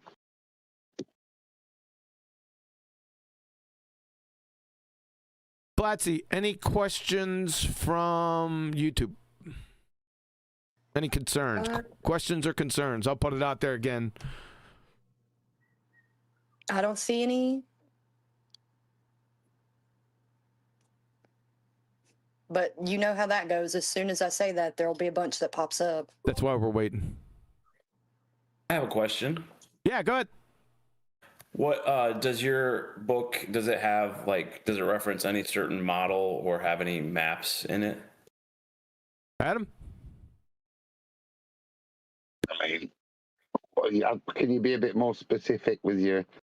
Do we make bold claims about ice wars or stuff like that? Is that what you're alluding to? Or No, sorry. I'll be more clear. Like, does it reference like the AE map, the Gleason's map? Does it show a picture of what you guys think the whole world looks like, or no? No, because I don't know what the world looks like. Okay, cool. Yeah, you have to listen to this before. We don't do that stuff. Yeah, it's not a fantasy book. Yeah, it's not a dreaming. It's not wishful thinking or application of zetetic thinking. It deals with the issues at hand. It destroys a ball and then it demonstrates with measurement why the Earth is flat. That's what it'll do for you. You can build on that, obviously, but the important things that, like when chocolate just interjected there, why we don't go there. Hopefully you get a learning as why you wouldn't go to places of conjecture. It's not healthy for you in making sure why you know for sure and without a doubt that the Earth is flat. That's what this book will give you, not alternative postulation. You know what I just thought of, Kiwi? What? That kid that didn't pay attention and kind of screwed off in class all year, and then at the end when the professor asked, do you have any questions? And that kid realizes that he has a lot of questions, but if he asks any of those questions, it exposes him. That's what I just got reminded of. I wouldn't know why. Just the question that was asked, if we have any maps or... Oh, but like, yeah, but if you knew anything about this topic, you wouldn't ask that. Nah, that doesn't. No, I think that's a legitimate question. I like that question. I don't think. No, that was a good question because it got a chance to answer. We do not speculate.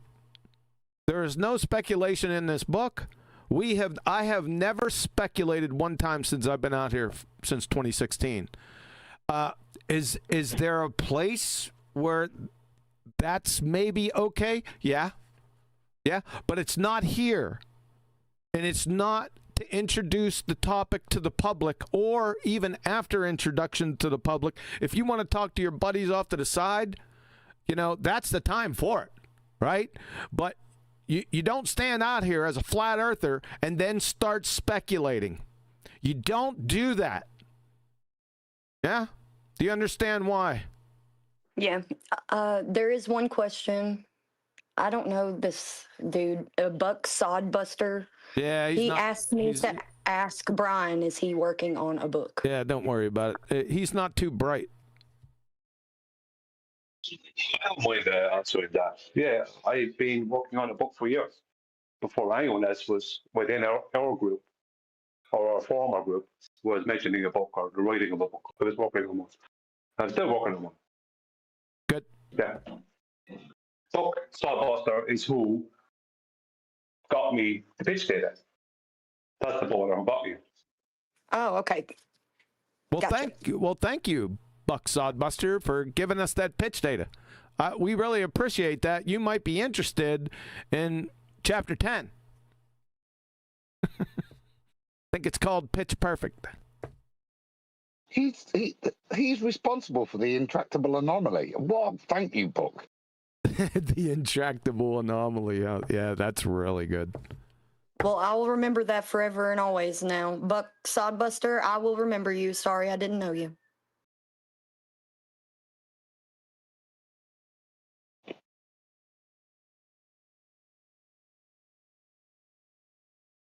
What anyway? So that's interesting. Your next book, then, Brian, already.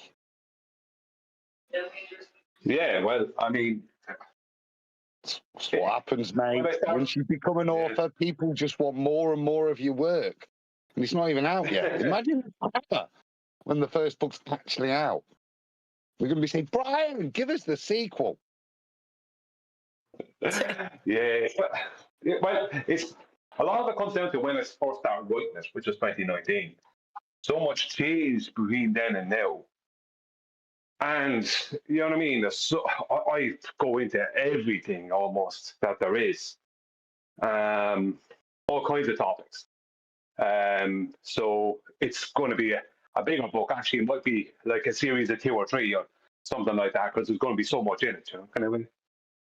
So, and it's written a bit different, obviously, because there's no point in the book. Like, there'd be no point in me even continuing it if it was just a carbon copy of what's in the present book. What would be the point? The fact that I'm continuing it because it's not a carbon copy. No, we know that it's very different. I mean, and you'd have to get Betty's approval to make it a carbon copy. And also, you know, it's just a matter of time, very short amount of time, where I will be getting started on QE's next book, uncovering other proofs of other things. Yeah, don't hold your breath.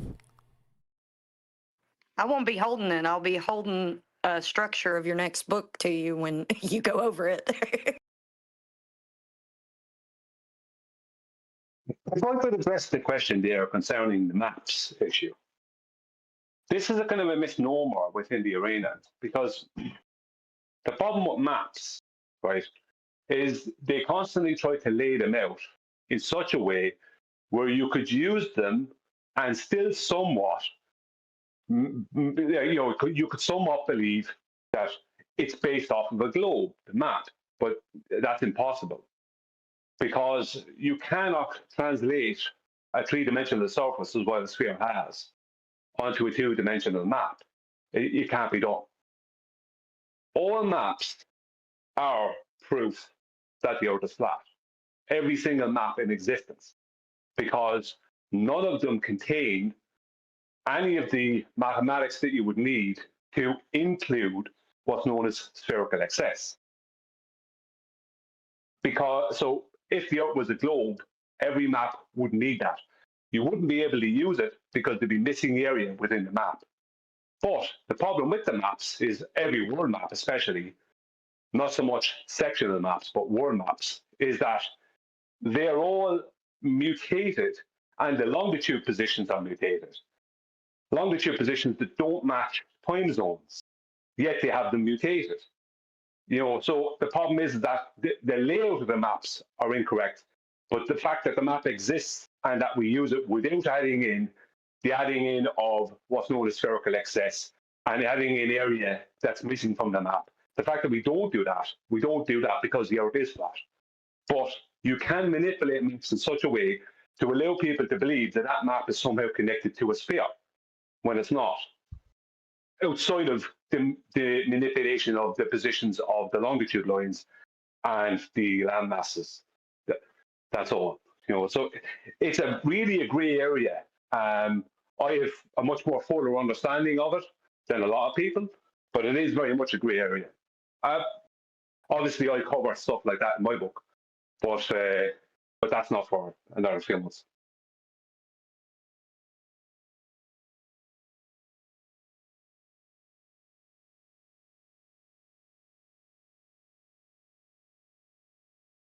I was wondering if it would be all right if I hopped in with a question for Quantum. Yep. Go ahead. Good. Yeah, right on, man. Now, first of all, it's great to talk to you, dude. I've heard great things about you and all your work. I don't really know your history between Nate and you and all that. I just I kind of wanted to get your take on David Weiss. Are you kind of familiar with Flat Earth Dave, that guy? Yeah, not too familiar. I don't like the cut of his jib, and I think he compromised Flat Earth on the Jesse Lee Peterson show with his famous line. It could be a bigger globe. That should be about it. Not after the time that he spent in flat Earth. Should that phrase come out of your mouth? It's the height of ignorance and a yellow-spined coward. Does that about do it? Yeah, man, I appreciate it. I really do. You know, what have you heard about Angels, or have you seen his content, or what do you think about that dude? Angels? Australian. Yeah. I don't know who you're speaking of. I believe his name is Robert. He does a lot of content on TikTok right now. He's been doing it for about a couple of years. He's new to it, but he's picked things up pretty well. He doesn't get into the specifics like on a Witsit level, you know. But he's got a lot of, you know, he's got a lot of attention for the way he kind of like brings the humor into it, I guess. Witsit doesn't do any. Hold on. Witsit doesn't do any detail. No. And the detail that he doesn't know the detail. It's blah blah blah, and I can do this and I can do that. He doesn't know the deck. Well, I just well, I mean, as a play devil's advocate here, right? I listened to one of these posts from X that he had, and it was a Discord. I believe there was another guy that was Dustin something that was featured on there, and they had a great conversation about flat Earth people coming up and asking questions, and they got into the you know, the baby eating demons and all that stuff, right? Oh, brother. Yeah, and you know, I thought that was really informative, and there was a guy that asked him about he said, well, I work on satellites, all this stuff, right?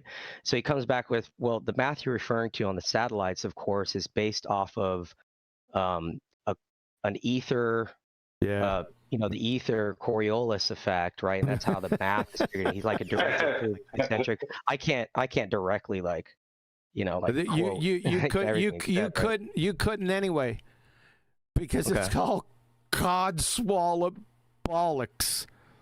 Yeah, nothing that he could support. You know what? There's a little spot in this book.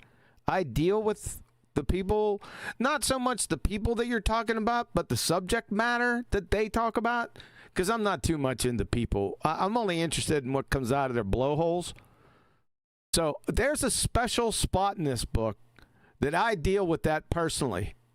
Can I mention, Adam? Can I mention that or no? You just have, didn't you? I just heard you. There's He's asking for forgiveness, not permission. Yeah, always better to apologise than ask for permission, I always think.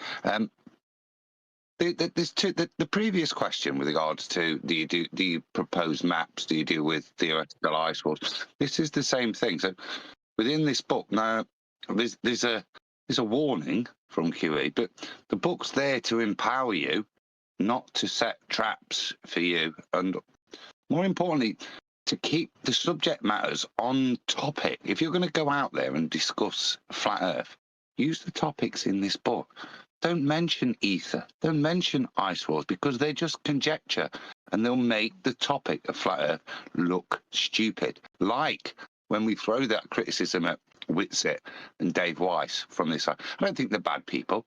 I think they're moronic in the things that they choose when they get presented the opportunities to present flat Earth. I think they make the subject look stupid, because instead of picking the topics that are citable and provable, like in the book, they'll use things like the ether drift for satellites. It undermines the strong arguments we've got when you invoke this fairy tale nonsense. Yeah, it's the same things that they use to get you to believe you were on a ball. And in some ways, I do agree with you. You know, I agree that this Flat Earth Dave guy, you know, there's a I can't even go through that because with you know, with Austin, you know, would you guys ever consider like having a conversation with him? Not necessarily a debate, but just kind of an open forum. This is not a debate. We all know Austin. I knew Austin 3 years on Discord. when he sat there and listened to me bulldoze Globetard. So we've talked to Austin plenty of times. All right? Fair enough. And we figured that there's no talking to him anymore because he likes to lie and double speak a lot.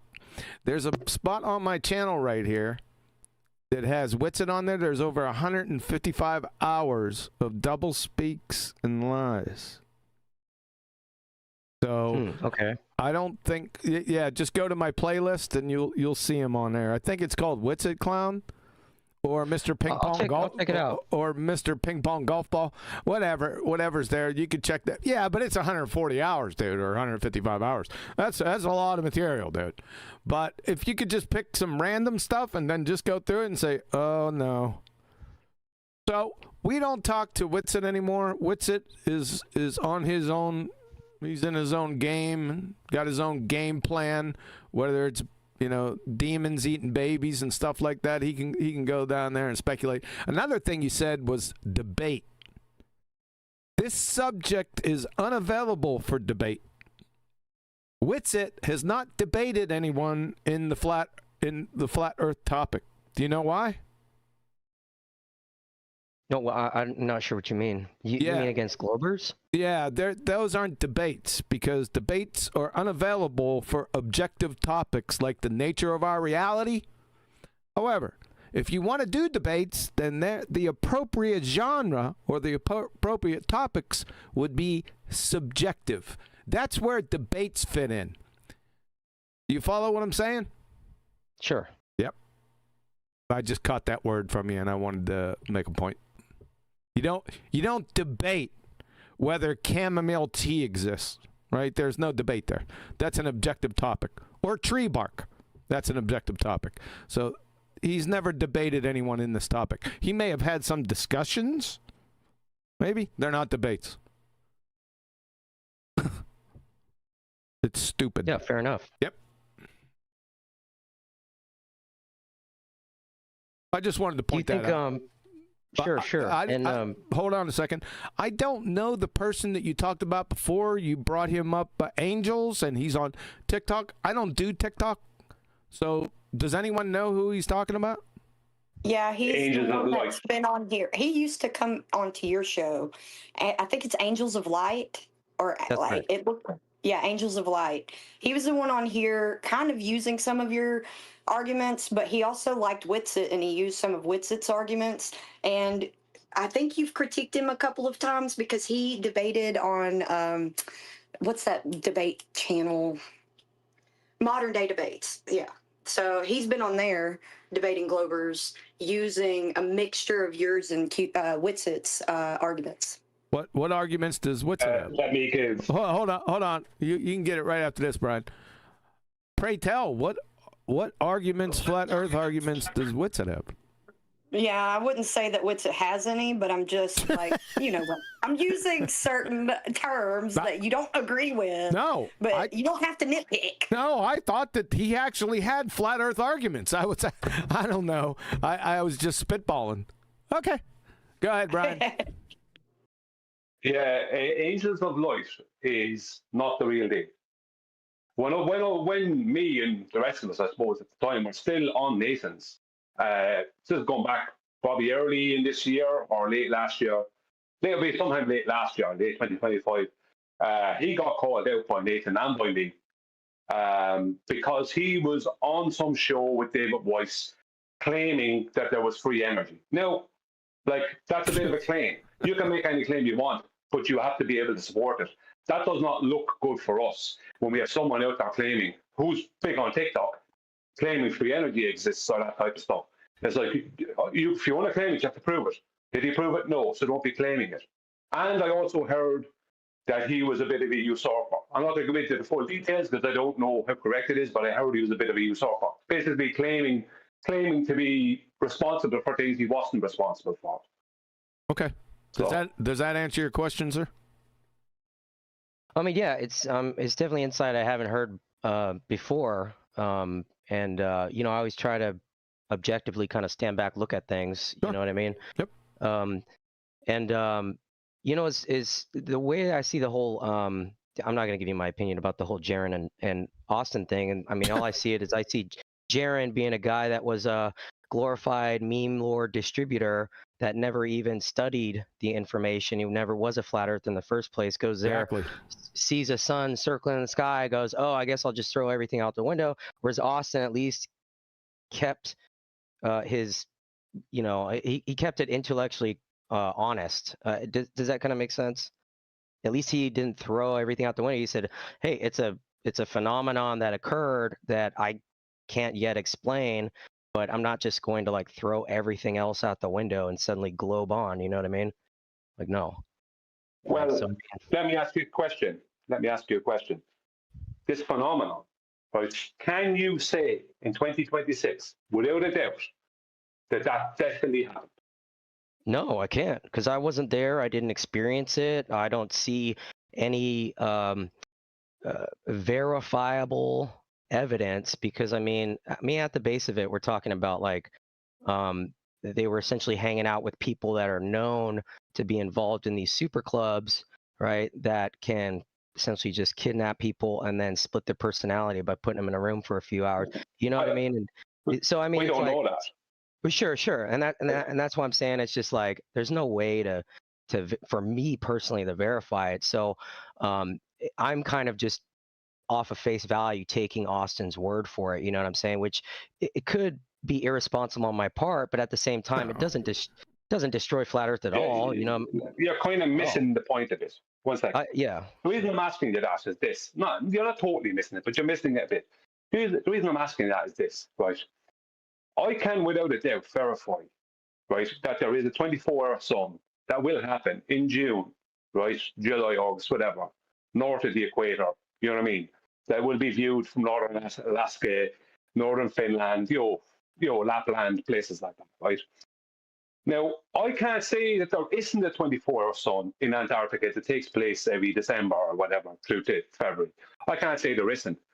But in 2026, even with them going there in late 2024, I still can't say that there is.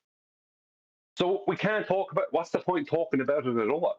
It doesn't. That doesn't matter anyway. It doesn't matter anyway. It's a nothing. Hold on. It's a nothing burger.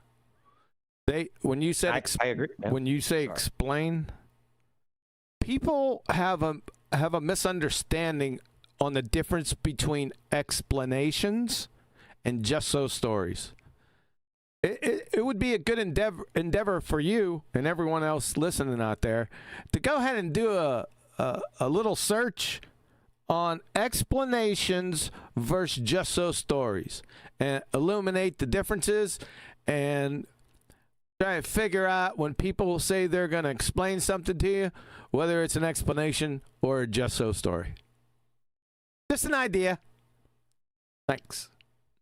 Yeah, I agree. And, when I get Glovers all the time that are just like, oh, what about 24-hour sun? I'm just like, okay, does it prove gravity, curvature, spin, motion, all that stuff, right? And like, none of that, okay, right? So why even talk about something you haven't personally experienced that you cannot verify for yourself? So, yeah, I completely agree. Got it? It's a nothing burger anyway. It doesn't have anything to do with flat Earth, surprisingly. Yeah, and I just want to say I'm not defending anybody's their style of educating the masses or anything like that. I just, for an example, like with Angel's content, the majority of his content is going to be limited to, hey, here's this silhouetted mountain in the distance that should be below the curvature. Okay, with refraction, does that pull that around the globe? Does that prove the curvature of the Earth? And he kind of nails that down first. And I get that, because that's kind of the conversation you need to have with people, because you have to baby them almost. You know what I'm saying? Like they're just little infantile like ideas about the globe. You know what I would suggest to you? When this book comes online, I'd suggest that you purchase it. I definitely will. Yeah. Because I'm seriously interested in what's going to be in there. I'm really happy. I would really like to hear your take on the book. If you would come back after you read it, we're here mainly every Tuesday, somewhere around 1 o'clock U.S. Central Time. I'd be interested to hear your take on it. Really? Me too. Yeah, me too, because you seem honest and you definitely seem like you're new to the topic because you don't know all the ins and outs of all the people that, I've not been here that long. I don't even know all the ins and outs, but, I kind of already knew some of the things that you clearly didn't. But yeah, I would love to get your take on it. You're like one of those people that we try to appeal to that's kind of new to the topic, and you don't have to worry about all of that drama because the book doesn't deal with that drama except for the warning that QE has on there. It really doesn't deal with really doesn't deal with drama. It deals with subject areas. Yeah, true. That's yeah, fair point. Yeah, so I would really like to hear your take on it too if you'd come back. Yeah, I'd love to come back, give you my opinion on it for sure. Yep. What's your name again? Clyde. Clyde. Just use my tag right. Yeah. Is that your tag too? Meow. That's my tag. Clyde rides. Yeah, don't tell him my Discord, but, okay, it's out there. Gotcha. It's out there now. Well, make sure you announce yourself too, because I'm getting older now. Geezer. Hopefully, genuinely, that sounds like when you alluded to, that they like to go into some of the detail, and that's one of the points I made earlier. Yeah, you have to. A flat earther has to know the heliocentric paradigm better than the heliocentrists themselves, to be able to explain it, and because their brain will fill in, it will make excuses, and they'll pretend that they know it, and they'll have just made that shit up.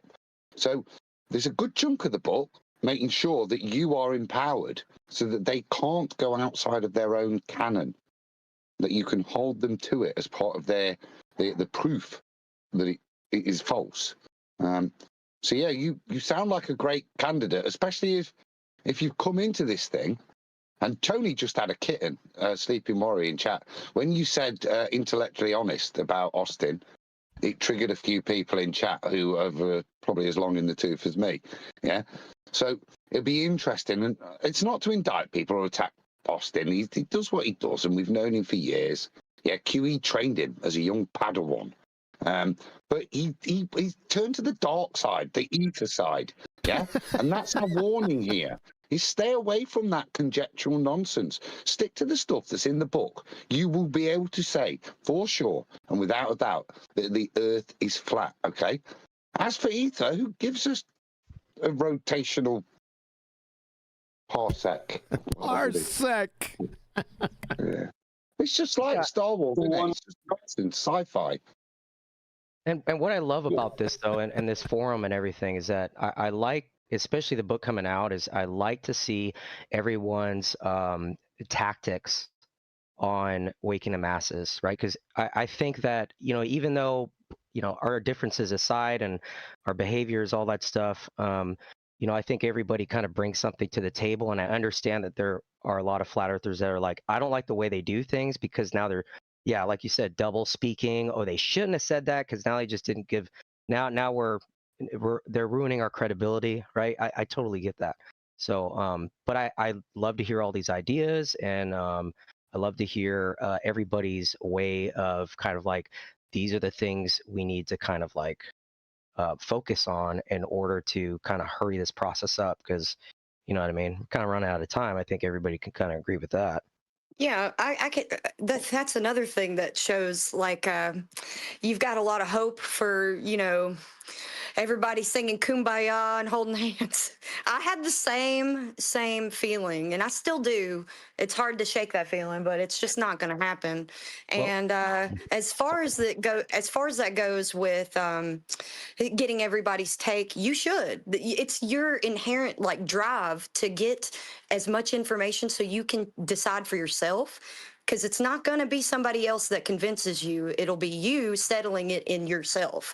So when people tell you things, when they make claims, or even the book that we got coming out, don't make a decision. Just read through it, sit on the information for a little while before you decide to ingrain it in your worldview. Because some people, it's hard to dig it out after you've put it in. So you got to be careful from now on before you take something in as gospel truth. You know what I mean? No, absolutely. And there's, there's a lot of people that tend to take things on face value without investigating them first, right? And so I always challenge people to like, hey, did you verify this? You know what I mean? So I totally get that. Some things can be taken off face value, though. When you see like you brought up that Angels of Light talking about that silhouette of Mount Canago or something like that. Is it one of those, or some mountain in Hawaii or something? Like 290 mile away or something, yeah. Yeah, the sun, when at certain times of year, the sun is, for a short time, I think, is silhouetting it. So you can see it when the sun is making a silhouette of it. You can, like, you don't have to think about that. You're just seeing it. You don't have to go, am I seeing it? Am I not? You are seeing it. It's there. That's why it happens every year at the same time. That's why every time the sun is here in that position, it's silhouetted. That's why you can see it. You can see it because it's been silhouetted. When it's not being silhouetted, you can't see it, but it's still there. So you don't have to think about that. You don't need to go into any complication there. It's, you know what I mean? It's there because it is. You don't have to. Yeah. Well, you don't. Well, it's just a case of you're seeing it because it's there. Like, I heard you mention the term refraction. If someone brings up that term, I'm not saying, I'm not holding you to that, but you just mentioned it in reference to what Angels of Light or someone was speaking about. If someone brings up that term, make sure that they can correctly lay out what refraction actually is, and then lay out what 7/6 and greater than 7/6, not the single medium non-refraction known as terrestrial refraction is. And they better be able to lay out exactly what that is and give all the mathematics for it. Because if they can't do that, then they don't know what they're talking about, so don't listen to them. Yeah, I'm going to have to... And that's most people. Yeah, that's fine. Well, 1 second, Clyde. Looking out here in chat. Hey, Wesley, stand fast right where you are. Buck Sodbuster. Stay away from maps, models, science, surveying, physics, astronomy. Just say it's flat. Now, all maps are flat maps, son. Models, you don't know what models are. Scientific models, you have no idea what they are. Neither does any of your compadres. Science, this isn't a science topic. It's one of geometry. Surveying, yeah. Check out angular size change with distance, son. Physics, this isn't a physics topic. And then you bring astronomy, demonstrated pseudoscience into the discussion. Wesley responds to Buck Sodbuster, you forgot claims and predictions too. Wesley, can you define what a prediction is in this genre for everyone, please? If you're doing an experiment, you predict what the outcome of that experiment will be. You can have a hypothesis at first, but once you get a math model of it, you make a prediction, and then you can verify if your prediction is correct or not. That's incorrect. That's pretty simple, right? That's incorrect. The hypothesis is the prediction. Incorrect. Really? Yep. Wow. I'm surprised you don't know this. Oh, really? Crazy. Well, okay. Well, actually, I'm not. Sorry. You're not surprised that I don't know this. Well, let's go take a look, see. Yep. Let's see if I'm incorrect. Sorry, what's the prediction if it's not the hypothesis? Sorry. Yeah, the prediction is if you manipulate a variable, what the outcome will be.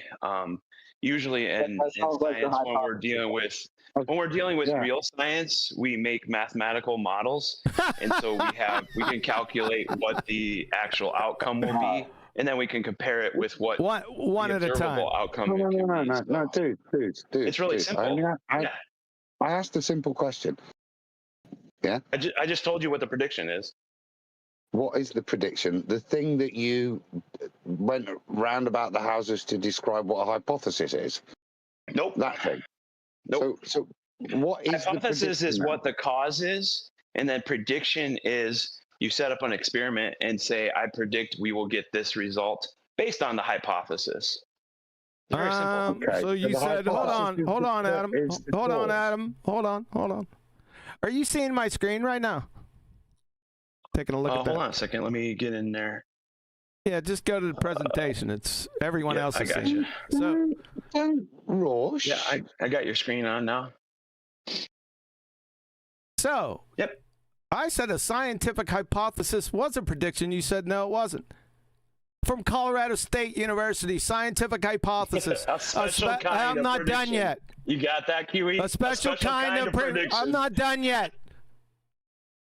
I'm not done yet. It's too easy. Shut with up. You guys. Okay. You'd fail intro to third grade general science, son. No, it says a special kind of prediction. Yeah, that's right. You get the difference, right? No, there's a special kind of prediction, and then there's just predictions. Yeah. You got it. Good job. QA, just for there is. It's not like me predicting who's going to win the Super Bowl. It's not that sort of prediction. That's why it comes with caveats. This type of prediction. Really? The caveats. I agree. The experiment. So when you mock, oh Jesus, when the university's bothered to make sure their explanation is correct, and you think it's an easy win, not really. It's not just a silly prediction, is it? Whether or not you'll be bowled by the time. Oh, I said a specific, not silly. Listen to my words. Specific, not silly. Okay. No, so I let's. said you tried to make out in a silly way that the term specific wasn't it being specific. Yeah. Right. Yeah. To Right. ridicule the word isn't.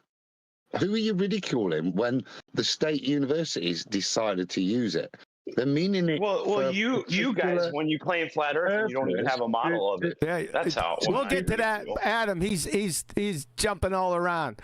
Just relax, Adam. No, just jump. Just relax. Just relax. I'm fine. Are you okay? upset? Shut up. Shut up. We're going to expose you right now. So, it's not a. We're going to get into special kind of predictions and just regular predictions. Let's see from Kristen McClellan, The Nature of Science and the Scientific Method. The hypothesis should also contain a prediction. About its verifiability. Where's the special prediction here? It's a different. It's not the same. There's a different type of prediction. No, it's not. For the specific. No, it's not. Okay. Okay, QE. I'm not done yet. The guy without a map or a model. I'm not done yet exposing you. The scientist, this is from Penn State. The scientist applies his or her present knowledge to predict. You get that? The effect on the independent variable on the dependent variable. The prediction, not a special prediction. Just prediction. Yeah, this isn't hypothesis. Is a statement of the results of the experiment. I will put you on mute. Based on the hypothesis. I will put Based you on mute right now. Based on the hypothesis. That's right. Because that's what it's based on. You fucking idiot. So I can continue uninterrupted. From Colorado State. Hypothesis is a tentative explanation for a phenomena and is used as the basis for further investigation. It is a specific statement of prediction. See that? Hypothesis. A specific statement of prediction. From sciencenote.org, a hypothesis is a prediction.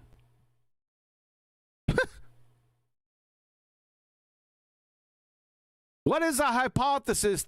David Van Nuys, PhD, from sonoma.edu. What is a hypothesis, PhD David Nuys? Basically, a hypothesis is a prediction. You said it wasn't. From, why don't we ask him? Bro, I'm not done yet. Hypothesis. I'm not done yet. From University of Wisconsin. Hypothesis. Prediction/prediction. Specific predictions. Hypotheses. From Chem Libertex, what is a hypothesis? A prediction. From GCSE, a hypothesis in practical work is what? A prediction. You said it wasn't. From sciencing.com, hypothesis should make predictions, because that's what it is. So, I think I made my case there. Got anything else to add? You want to train wreck yourself again with models? Yeah, it's interesting. I never said that a hypothesis wasn't a prediction. Yes, you did. What you were? Yes, you did. That's like, You're done. You're done. We all heard it. You yeah, just snatched your own wig off, though. Yeah, he snatched his own wig off. Yeah, he's done. That's it. No sense in going into models. This is what I find so interesting about these conversations is there's obviously a very deep-rooted psychological effect that's being held on these people, he's a right? pretender clown flat earther, this guy. He's not a baller. He's a what? He's a pretender clown flat earther, I think. I don't know for sure. I'm making a guess. Wesley's a baller. Oh, is he? Okay. You know, he didn't sound like even a pretender clown flat earther. Great baller. Yeah, I sound real scared, Wesley. That's what it sounded like to me. And just real quickly, I just my point kind of earlier on this, right? Is that's why I like hearing everyone's, tactics on how they try to wake people up, right? Because we're gonna find the right formula, right? Always trying, at least me, I'm always trying to look for the right formula in order to just snap someone out of it. Someday there's going to be that one meme or that one sentence or that one piece of content where it just kind of, you know what I mean? Kind of cowbells. That's going to be different for everybody. Right. There's not one formula you're going to find that's going to flip everybody. Everybody is going to come to this in the way that they come to it. It's one of those things. Trust me, we've been doing this for years. We've had Globers, like real staunch Globers, who have turned, and they realize what they realize. You don't really know what it is that's going to snap somebody out of their brainwashing that they got since they were 2-3 years old. And that's why it's so hard sometimes, because like you said, it was a psychological thing that they hold on to. It's like their teddy bear that they got. They were 2. They don't want to let go of that. This is the teddy bear they've known all their life. Right?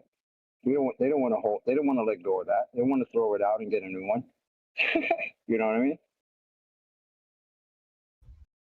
Yeah, I totally feel that. I totally agree. And I'm not encouraging everybody to be friends and kumbaya or like by all means we all need to have our own opinions, right? I'm not that type. Matter of fact, I'm a very aggressive sort of type. I think of this as spiritual warfare, and we are soldiers and warriors involved in this, right? And all that. I've kind of toned down my thing just based off the current events that are happening, right? I think we only need to be, I don't know, conscientious about our messages and our reach and all that stuff. Am I wrong? Am I wrong what I'm saying? Well, you're talking. Well, there's not everybody's a Christian in here, but there's quite a few of us that are Christians in here, and we understand what you're saying.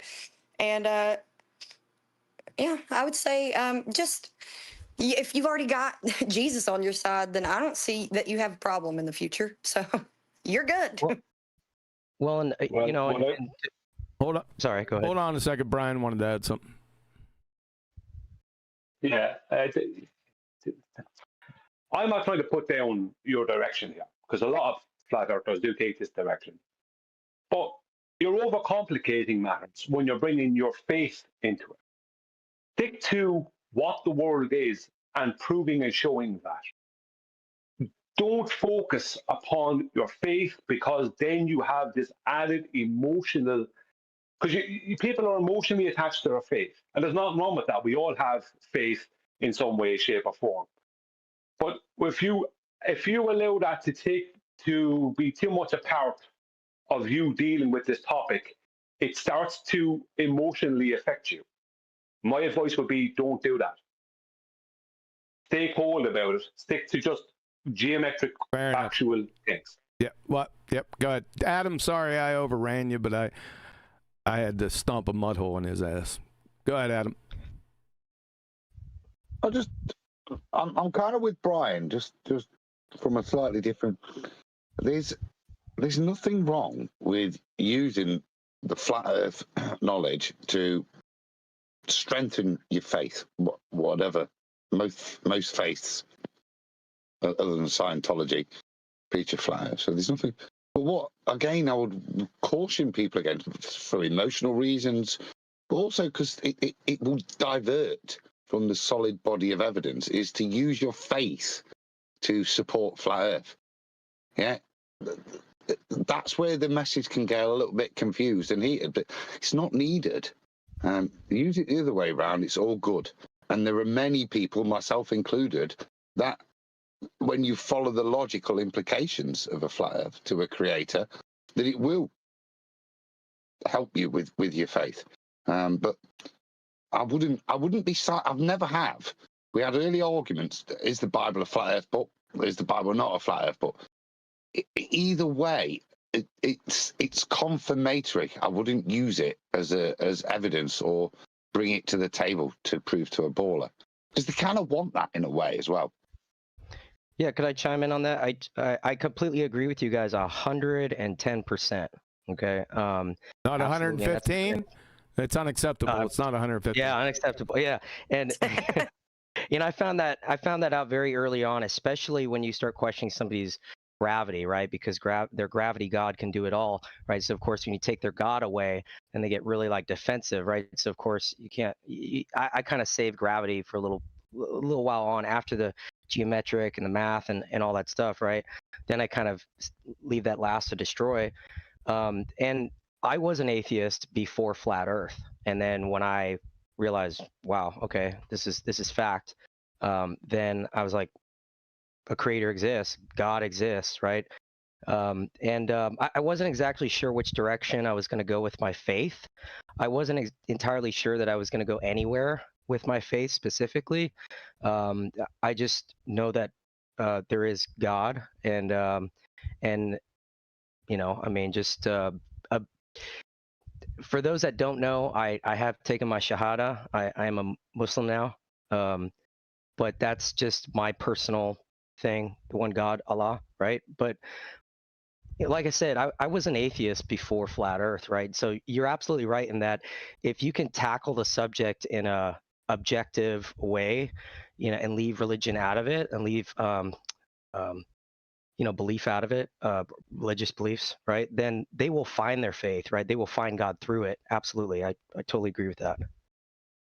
I remember being in Amsterdam arguing with a Muslim lad back in the day and showing him, because I'd got Muslim friends that had given me bits from the Quran that describe it, and he shall unveil the, you know, it flat, the heavens will unfurl and stuff like that. So there's, I say, I don't think there's any major world religions that don't describe cosmology and the Earth as a flat plane, yeah? And that's probably a good example in today's climate, as you say. Keep religion the hell out of this topic. It will only distract. Yeah? Focus on what we've got and the solid body of evidence that we can present. We don't need scripture for this argument. That's a personal thing. They're neck deep in religion, though. The heliocentric ball-tard spinning space monkey religion. See, they're neck deep in it. The evidence of a creator is not religion. The direct opposite of that. And it's on my website. Have you ever been to my website by chance? I have not. I'll definitely check it out. What's your website? Yeah, I want to get the I'll put it in chat for you, and you can. That's exactly what I was going to say. Go on. So yeah, so there's proofs of the creator, flat Earth proofs about me, la da da da. But here on proofs of the creator, I go through it step by step. Before you go onto that, will this website pretty soon have a link to Amazon so you can upload the ebook or order the paperback and subsequent hardback versions? Davey, you're supposed to be here. You could probably answer that question. Davey is my web designer. Where's Davey at? He was supposed to be here. If Davey's been prepped, then the answer will be yes. Carry on. We're not going to go through this. I just wanted to show you, Clyde, where this was. Did you already get him the link, Flotsy? I took a screenshot. I got it. You got Thank you. You're welcome. Yeah. Pretty easy. Yeah, I just posted it too. It's globeterminator.com. You can just go right here. And if you go through here and you have some specific concerns or objections, don't hesitate. Okay? Yeah, right on. Appreciate that. Yeah. And this question popped in my mind just suddenly. Have you guys looked into any flat Earth universities? Because apparently there are some. I don't know the logistics of them, but there seemed to be some existence of that. Send them this book, and we will become honorary dons of whatever university is. These guys need to read this book. This book is academic grade citation. Understand this. This is exactly what these guys need. Stuff that's never been out there before. But a level of citation to win the argument that is, you just witnessed, Clyde, didn't you? That numpty clown come and try and argue a hypothesis isn't a prediction. And what was pulled up wasn't a load of cotwaffle. It was academic universities through America giving the exact proof that this guy is just lost because he knows it's not a ball, so he'll argue what a hypothesis is instead of arguing whether the Earth is flat. Yeah, because he can't do that because he knows he'll lose. So he'll spend time arguing what the hypothesis is to still have his ass handed to him.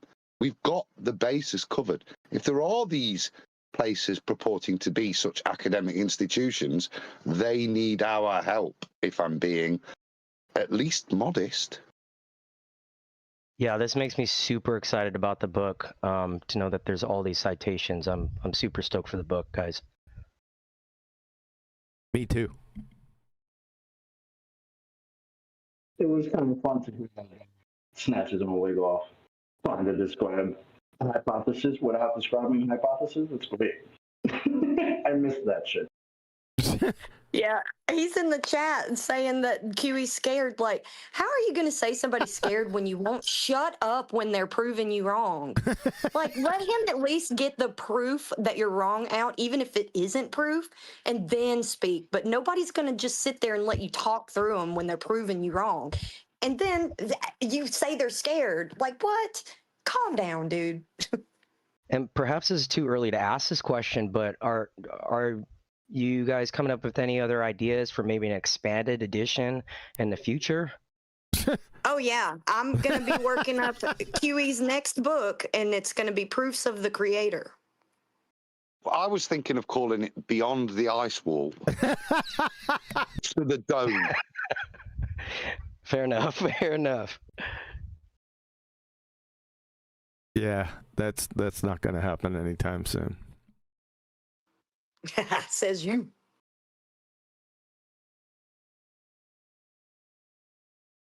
You said you're on here every Tuesday on YouTube, or are you going to be on Discord?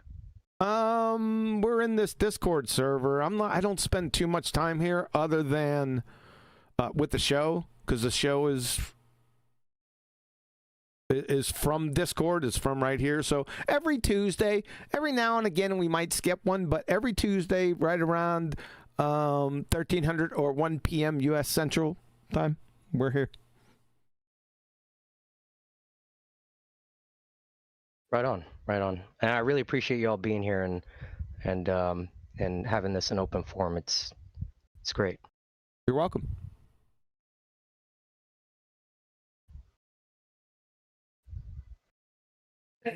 Wesley has proofs debunked and stuff. But say again. Wesley says his proof debunked himself. Whatever helps him sleep at night, but he got a mud hole stomped in his ass live, so whatever helps him sleep at night. And also, Clyde, thank you for joining and making this a very diverse panel. No, thanks for having me. Yeah, I'm really enjoying it. And I don't know if you guys have to go. I'm trying to formulate more questions in my mind as we're kind of, in this pause. We'll stick around here for a few more minutes. Appreciate that. Right on. Feel free, dude. Your input's been fantastic. I appreciate it. Feel free when that question pops in your head to just overtalk us, just like we do everyone else's. Fine. just butt in when you've got the ideas. It's a welcome input. It's nice that, and as QE said, I can't wait for the book to come out. You have a good look at it, and to get your feedback on it from somebody that's kind of new to the topic, but seems to be well balanced, if I'm being honest. We're going to read the back of the book. Just on that last interaction with the other gentleman, what did you genuinely make of that? Because that's as cute as the chocolate kind of reminisced. It's very typical of the crap we've had to put up with on this journey. Just disingenuous people that will argue anything. I totally follow it all. Yeah, it's very typical. You know, I've talked to hundreds, if not thousands, of people about it.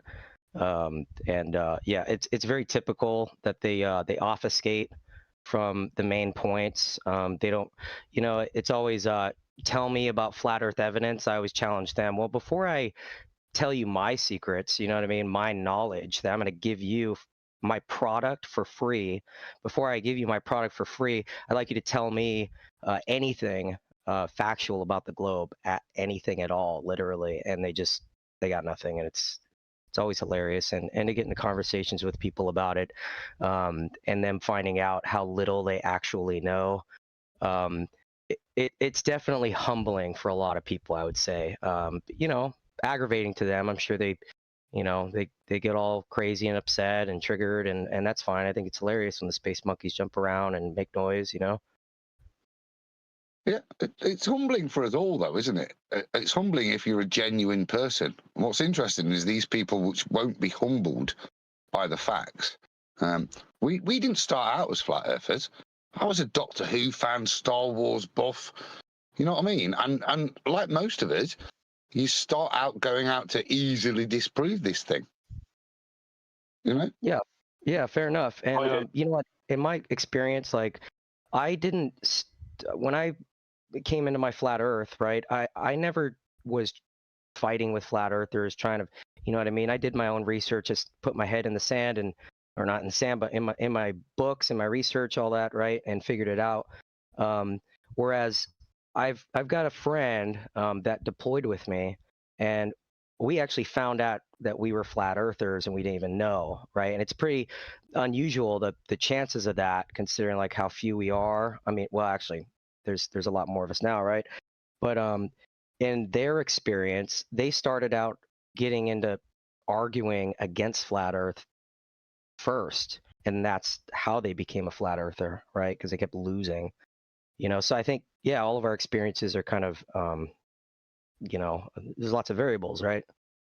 Sure. So yeah, that wasn't my experience. That wasn't my experience. No. So I understand how like everybody in a way is getting humbled. You know, I totally get that. That's why we almost have to be nice to them. I mean, we don't have to, right? But yeah, in a way, we almost kind of feel sorry for them because we're trying to help them, right? In the most polite way we can until they start getting triggered and upset and, you know, mistreating us, right? Then, you know, that's kind of like, well, we don't really care if you wake up at this point. Now it's just on you, right? Yeah, it's spot on. There's a point of reflection in the book. See, certainly from my point of view as well, and he alludes to what you said earlier. Everybody starts out this thinking, oh, if I can just tell the world, the whole world will wake up for all of the reasons we want the world to wake up, whatever our viewpoint is, you know. And we think this because it's so brilliant for us, then it'll wake everybody else up. And the thing I've learned on this journey is there are tons of people, right, that know the Earth is flat and really don't give a shit. They know the world's lying to them, but there's so many other bigger causes, be them hippies that want to give you the moon, whether it's Bible Belt Christians who all think it's flat, yeah, and don't think it's an issue to push to the world. That was the disappointment I had to get over because I thought it was going to be the big breaker. Everyone had realised what a lie the world was. Because it was for me. It was the confirmer. But that initial disappointment it's just it's one of many of the lies that are unfolding right now, isn't it? Is the way I'd view it. I wouldn't be disappointed in the truth we've got. It's part of the many truths that are coming. And I completely relate to that, and yeah, some people just don't see the significance, or I think that's really hitting it on the head right there. Is there are people that know but don't really understand the significance of spreading the message and choose not to be activists, and then some that just don't care because they don't think it's significant. Oh, how is it going to change my life? All these I'm totally with you. Yeah.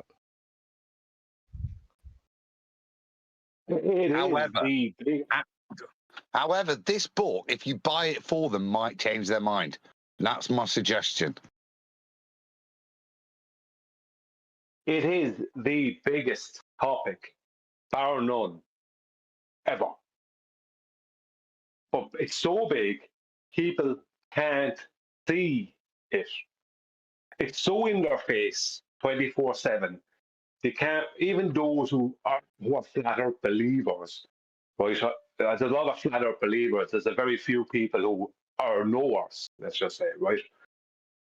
But even people who are flat earthers often can't see its importance because it's so big, it's so in your face that it's so right there that people can't grasp its enormity. In my opinion, there is just, there's no equal. There's no, even second place is minuscule in size and compared to it, as far as topics go. Like, if the world could grasp just how much they have been wrong or deceived or whatever, that would change their mindset something dramatically. I'm not saying people wouldn't still exist or wars wouldn't happen, because we always had those things, but it would be, the way people would view life and view the world would be very, very different. And there's a lot of things out there that are, I'm not saying they're not important topics, but they come and go. Even wars come and go. But this topic remains for hundreds of years, people being basically gaslit. You're being gaslit into being expected to believe that you're on a rotating sphere when you're that's open to a massive open vacuum, when the truth is that you're on a flat stationary, you're in a flat stationary enclosed environment. Do you know what I mean? It's the complete opposite. And that gaslight is so big and it's so effective because people, especially in the Western world at least, they get it from the word go the minute they're born. It's in so many children's cartoons, everything. Because it's just a given. It's not that everyone's trying to poison the children's minds or any of this kind of rubbish. Like, some people maybe, but most people they just presume. They presume that it's a globe and in a heliocentric paradigm universe. Do you know what I mean? They just presume this. So it's very hard for people to get to the point of going, hang on a minute, this is actually not real.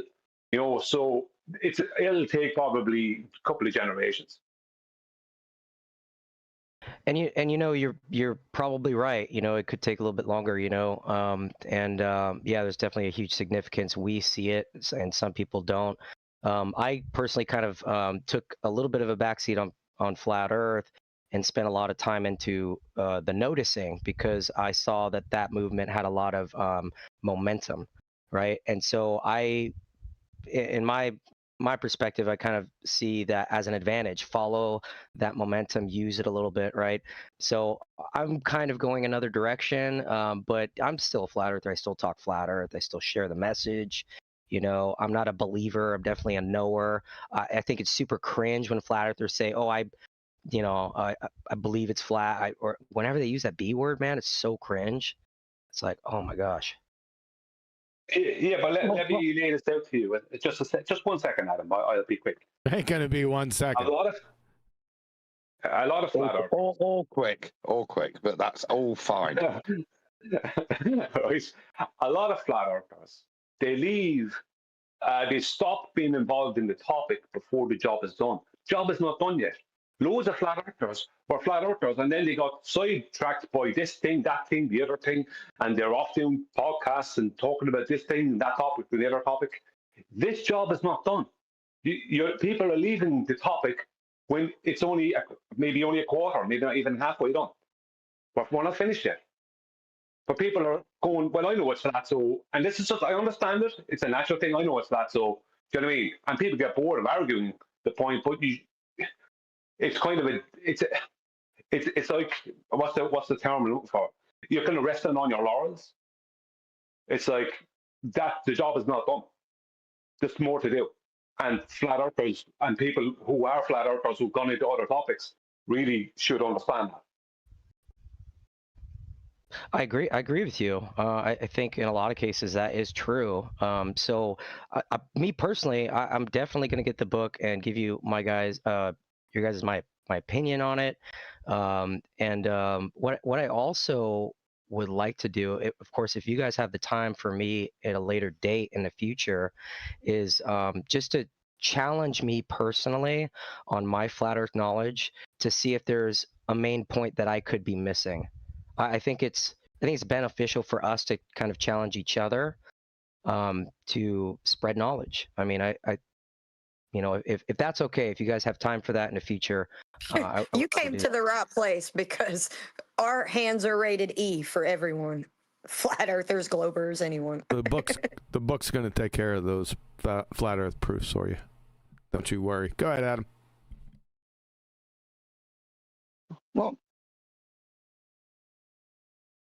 I wanted to allude to just what Brian was saying. Yeah, I agree with you, Brian. On a personal journey, you should settle it for yourself. When I started out with Iron Realm, we had that motto, prove it. Okay, and that, to me, that was important. And that's what I've done. How and where you fight now is the question I ask myself. And in a way, I hope this book allows me to have more conversations like I'm having with you. Even if you were a baller, a civil adult conversation where you're not arguing over the actual meaning of a word, where somebody's decrying the meaning of a word, yeah, that you're actually dealing with the actual subject matter at hand. And I hope that this book will enable that conversation to evolve a little bit in all the forums, because it's been so long subverted by numpties like this, people with their own religious beliefs that aren't there for conversation. They're just there to stop this message getting out. And I hope it'll, not only just for me and where I engage, and respectfully to Discord, yeah, I've done those battle arenas. I've been there, I've done it. And I hope this book elevates it, not to Oprah Winfrey level, but that it allows the topic to go out there and be presented, not with ether, not with anything else, but with its own substantial arguments. And this is the point, Clyde. It should enable you to do that. Once you've read it once or twice, you'll be able to thumb to any subject that any baller brings up and use exactly what QE did there with just the word hypothesis. And that's covered in here because it's important when we invoke science that we know what the word means. Hence why it was readily at hand for QE. But hopefully now it'll be readily at hand for you too. Yeah, 100%. You definitely, that's a necessity in the conversation of anything, is to know the definitions of the words that you are speaking of or speaking about, right? And Wesley, just objectively, my man, I hope you were listening to Adam, right? Because we're not trying to talk down to you, right? You understand that you just didn't have the maturity for the conversation because you were getting triggered. So if you could refrain from that and just have an intellectual conversation about it, if you have some questions, you can ask. If you have an argument, maybe present it. I don't know how he wants to run his platform, but just keep that in mind when you're speaking to people that have a lot of knowledge, because we're giving our product to you for free. So you should listen.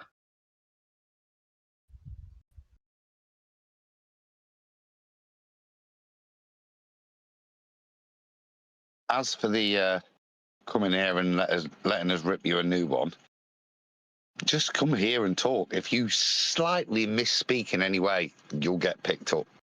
Yeah, don't worry. This is a training ground. You're more than welcome. but just describe stuff and we'll help you with a kind heart. This is the way. I would love to engage with people like this more, where there's no agenda. It doesn't mean you have to agree with me, but for you to be, as long as you're not contrarian, then we can engage in a fruitful manner for both people, you know? It's not a agree-disagree genre. Talking about the nature of our reality. No, it's not. I'm going to bust on you. Yeah, it's not agree-disagree. Depending on the topic that you're discussing, then perhaps maybe it's subjective. But when we're talking about flat Earth, the Earth is flat, demonstrated flat, measured flat, stationary, neither rotating nor transmitting, and contained. There is no agree or disagree with this. It either is this or it's not that. Yes? Yeah. Yeah, and Grim made a good point too. It isn't free. You have to pay attention. I mean, yeah, it's kind of a jab or whatever, right? But WG, the product I'm talking about, right, is the culmination of hours and hours and hours of research. You understand? So, you know, somebody's not going to come out and tell you some bullshit, right? Like, just because we can say it and it becomes true. Like, no, like we're adults here, right? So just join the conversation as an adult, right? And I know, I'm sorry, apologize for that. I'm not trying to jab you. I'm just trying to say, hey man, maybe you wouldn't be muted as long if you just kind of take a breath and say, all right, can we start over? You know what I'm saying? Like we all want to make you aware of what's really going on in the world, you know? Because we care about you at the end of the day, even though we're kind of dicks sometimes, you know what I mean? Like we kind of have to be because we're matching your energy, right? Nah, I'm afraid. Are you talking about I'm afraid the Dunning-Kruger deflector shields are at full power, Captain. So don't worry about him. We can move. Chocolate, did you like that? When he said, I never said that.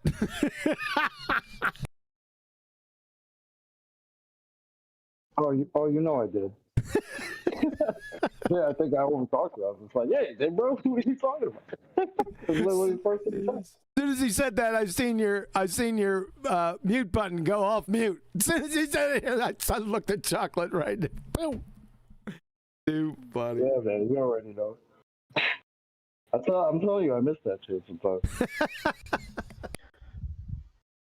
We were trained on that shit. We were trained on that, listening to every word that the baller said. You know, when we didn't know for sure and without a doubt that the Earth was flat, we were just developing all the arguments that you'll see in this book. We were listening to every word they say and every twist. When you were onto something, every twist that the rumpus would do and rephrase, which gave it a nuance that meant he could keep lying with an open heart, if you get my drift. Yeah, this is what they do. And this is what these guys do. And they'll do things just like that. That was the perfect exemplar of the crap we've had to suffer. I didn't say that. When he's just said it. It's all the reason you've been arguing. Yeah, and Wesley, just real quick. Sorry. They try to. Sorry, brother. Go ahead, Chuck. That you guys don't. You guys just mute us. You don't listen to us. Like no. We want to hear every word that you say, so that we can throw it back at you. Yep. Are you kidding? We only mute you when you start losing your shit and get all triggered and shit like that. Like that's when we mute you. When we can't have a cordial conversation, but other than that, we want to hear what you're going to say. See? That's literally the point. Yeah, because it's a target-rich environment. Yeah, and objectively, WG, right, Wesley? The thing about your map argument, right, is kind of fallacious in nature because, you know, you're asking for, show us your picture on a piece of paper, your anecdotal evidence, right? And you're going to bring up scale and all this stuff, the WGS84 model that's basically a hijacked. That's not a model. That's not a model. I mean the WGS84 core. What is it again? WGS84 model, right? It's not a model. It's not a model. You're right. Yeah. Yeah. But what I'm saying is it's a hijacked, version right? That was reverse engineered on the math, and so it's the same From a argument map. was in Hold somebody on a goes second. like, Hold on a second. yeah, their map that they created, right? Hold based off on, hold of on a second. flat Earth map, I right? don't know. I don't know about that. I don't know. I've been looking at, NASA photos of the Globetard for quite a few years now, and that doesn't look like a WGS-84 to me. No, I agree. Then what the hell are they talking about? Well, because what I'm saying though is that I'm saying like when people make the same argument about artillery, right? Somehow, the artillery counts for, spin of the earth, Coriolis, all that stuff, because in the artillery manuals it says so. And it's like, well, when you go and ask artillery guys this stuff, right? The artillery guys will tell you, well, yeah, our digital computer figures it all out on our 155s, right? And then you're like, well, you're trained to use a 155s when your computer systems go down, correct? They go, yes. Okay, so what's the mathematical equations that you guys use as variables for Coriolis and curvature of the Earth? And they go, nothing. We assume that it's flat and stationary. Okay, fair enough. So when guys bring up, oh, well, where's your map and all this stuff, and the coordinates of the Gleason's map is wrong, and you know what I mean? It's just like it's just in nature, it's a fallacious argument because now we really got to dive into their computer systems and how they're reverse engineering the map. Hold on. Brian. I'll ask you, Adam. I'm going to ask you. I just have to state that I am definitely going to ask you because I'm about to bust you. I know, and you will. I'm just going to point out the one sentence that's probably triggered this, and the Gleason's map is real. What? You were doing so well. No, I never said it was real. Matter of fact, I prefer. You invoked it. No. What I said, they're invoking it. They're saying that the Gleason's is our map, and I disagree. Actually, I think the map is closer to the 1944-1945 air strategy map of World War II. That's the map that I think is probably the closest. It's definitely more modern than the Gleason's, but it's certainly not evidence, right? I think Vibes of Cosmos moon map translation is the closest. What are you thinking of, man?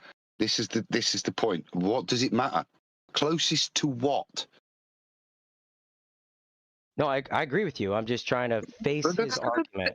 I know it's kind of obfuscation on the surface. Yeah. No, it's the fool's errand of the thinking of proofs. The way you're thinking, closest to what? Closest to the thing that you don't know what it is. Yeah, the Disneyland map could be better. Aristarchus, the craters in the Aristarchus moon crater could be the perfect flat Earth map. They might be, right? To try and use that as the recognize. Somebody said to us earlier at the beginning of the show, yeah, what map? I don't know.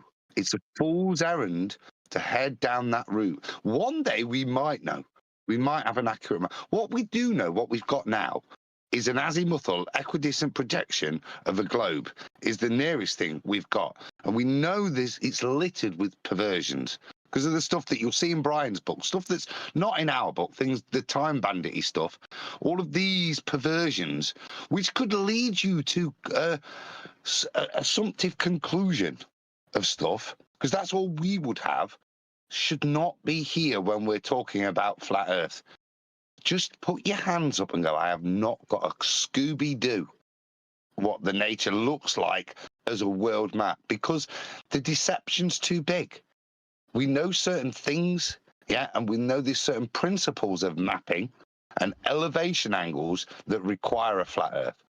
But don't be led down a rabbit hole where you feel the need to give any conjecture. Always put your hands up and go, don't know, love to know, can't wait to know. Don't know right now. And more importantly, they don't know. That's where I'm going. That's where I. Sorry, Chocolate. I'll go after you. No, I was gonna say that's been the open door they've been trying to put us on us since this started, right? Asking us about maps. Maps are reification fallacy. Like, we're not talking about maps. We're talking about the ground that we all live on. Nobody's talking about a map. And they make it so that you have to talk about a map. And if you don't got one, then you're wrong.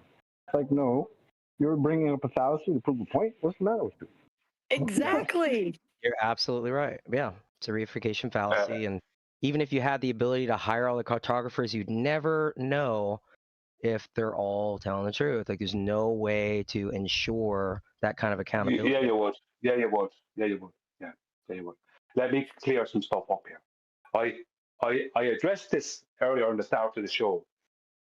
For a start, now this part I didn't address, but I'm going to address it here. When they're asking you, where is your map? Where is your model? That is them pre-assuming, right, or hoping that you will accept that they have a map and they have a model, right? They're asking you for that because they then don't have to defend their supposed map and supposed model. That's why they'll keep on asking you for it. They don't have these things. No map, right, absolutely no map is connected to a global map, right, in the way they want to connect it or presume it's connected. Because you cannot, right, when you're using a map, let me ask you a question.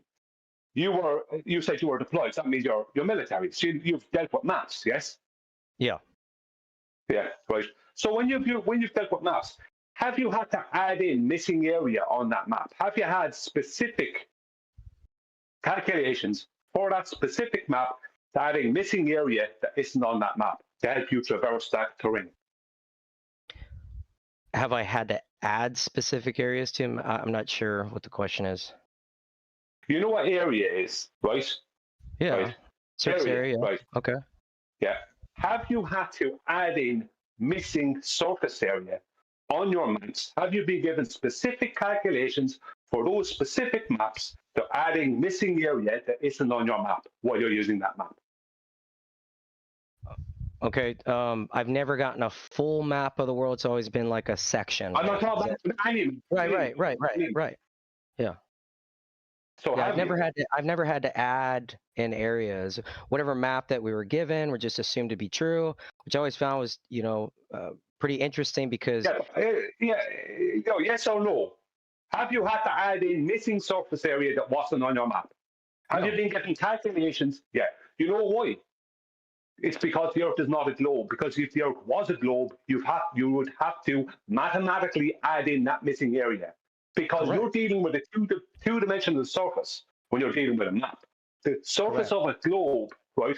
The surface of a sphere, regardless of what rubbish mathematicians want to say, is three-dimensional. That's why such a thing as claimed incorrectly called spherical trigonometry exists, and what's known as spherical excess exists. You cannot take any two-dimensional shape and lay it onto the surface of a sphere, and that shape not mutate. Because you're laying it onto a surface that isn't two-dimensional. You're laying it onto a three-dimensional surface. Now, when they ask you, where's your map, where's your model, they're hoping that you don't then turn around with the information, ask them, where's their map, where's their model, right? They don't have them. We're not claiming a model. We don't have a correct world map, right? So sectional maps. You could say basically the map of Australia or the map of this place or that place sectionally.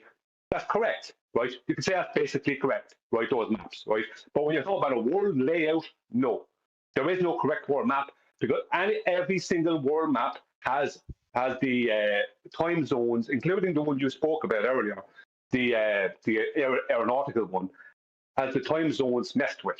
That's why you have Australia on things like the Gleason's projection. You have Australia stretched out, right? Because you have Australia trying to match what the time zones would be if we lived on the globe. But that's not correct. That is not the Australian time zones. So when they ask you for a map, where's your map? No, where is your map, Baller? They can't have one. It's geometrically impossible for them to have a map. If when you're using a map and everyone else in history used the map, if they didn't add in missing surface area, whether it be on the oceans or especially on the land, if you didn't have to add that in, right, that means the Earth is flat. If you did have to add it in, right, and it matched what you had to do, then they have an argument. But you don't have to add that in because that doesn't exist. What exists is what's on the map. So don't fall for this, where's your map, where's your model nonsense, because they don't have them. That's why they are trying to, not say you specifically, but flat earthers are struggling to produce some map and to defend some model they don't have. No, it's the people asking you for them things, they're the ones who don't have them. I know, because me and others here have asked them for years. And of course, I know a bit about mapping, and I know about their spherical excess and all the rest of it. A lot of them don't understand that. I guarantee you, most of the ballers listening to me speaking now don't understand what I'm talking about. Right, because you ask them what the difference between a nautical mile and a regular mile is, and then you're like, okay, why would they have to have a nautical mile? It's because they're assuming spherical Earth, so why do they have to choose that? Because no, that's incorrect. That's completely incorrect. No, nautical miles are horizontal straight lines. Miles, nautical miles. They're horizontal straight lines. They are not an arc length of any kind. That's what a nautical mile is. The nautical mile is based off of flat out elevation angles to celestial bodies. That's where it comes from. It's a horizontal length, a unit.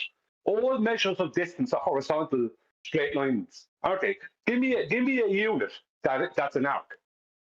Well, as far as I know, nautical miles.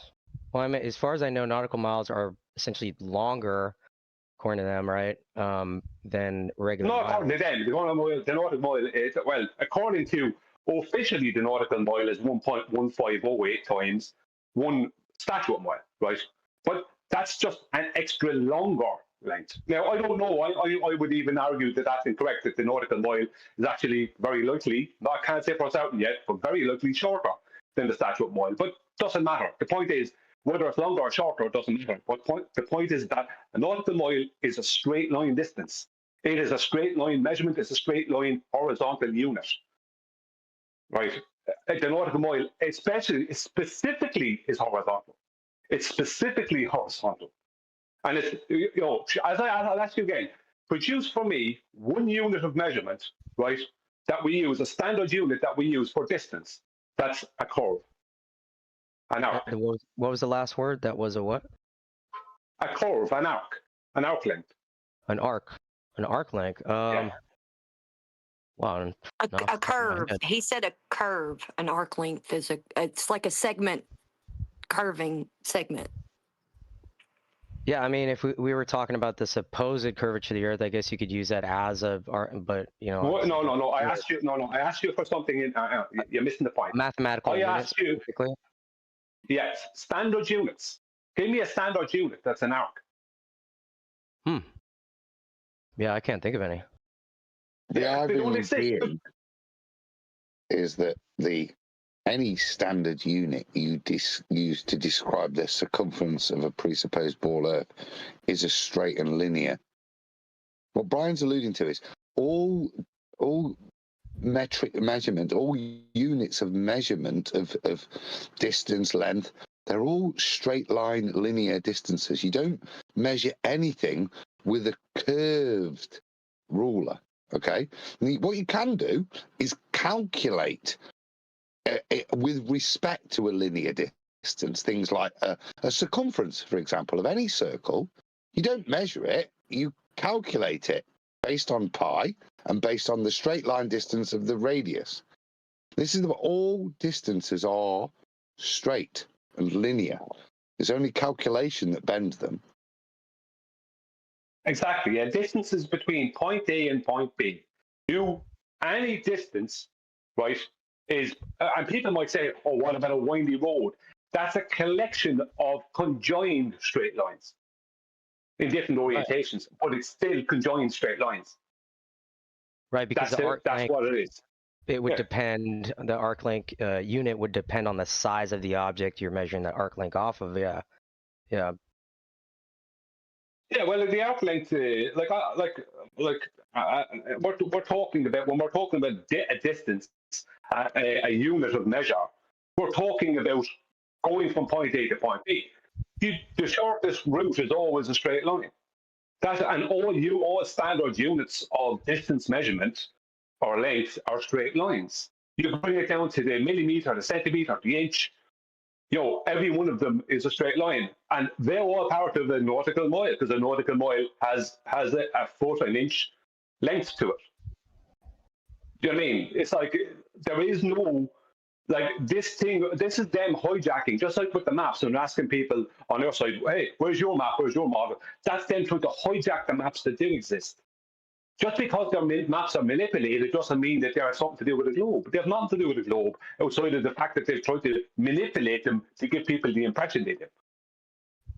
Right, because a lot of maps are manipulated just for countries to appear larger so they could attract more traders and tons of different reasons. Yeah, I mean, follow. But what I'm talking about purely to do with global flat. I mean, world maps are manipulated. I'm not saying that just a basic map of Australia or Germany or a sectional map, like a section of Afghanistan or something, that's going to be what it is. But we are talking about a world map, the layout and the placements of the land masses. They're all. That's why there's no correct world map, because they keep on trying to lay these things out in keeping a globe earth in mind that cannot be placed onto that map unless there's specific calculations to add in the globe you've taken out. Yeah, I agree. Just on that point, that if you this would be 2016 probably. People were putting sectional maps together.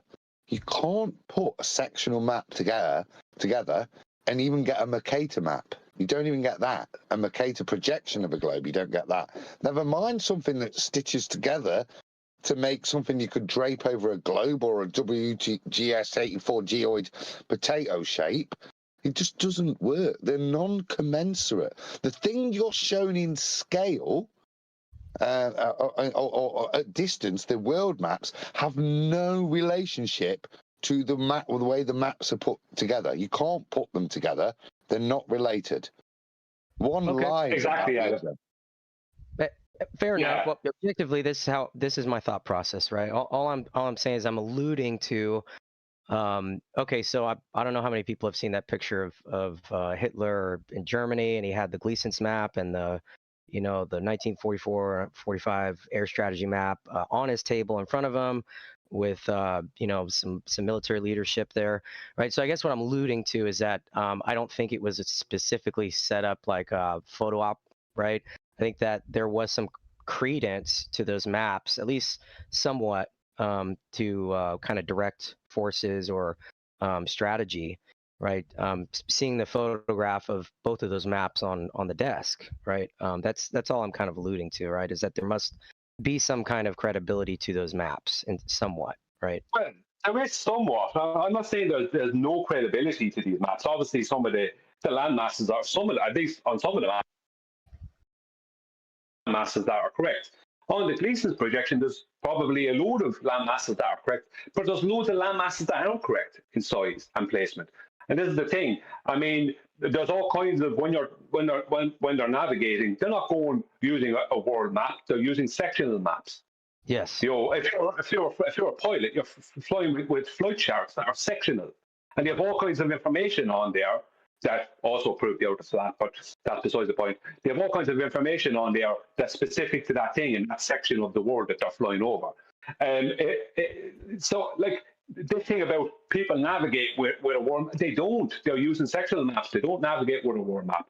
And obviously, there's other manipulations going on, like magnetic declination, and there's some other stuff, messing with the time zones and stuff like that. It's like there's a lot of manipulation going on, but you won't find any world map that will actually fit what the world is, because they're all manipulated to somehow give people the impression that they're on a globe when they're not.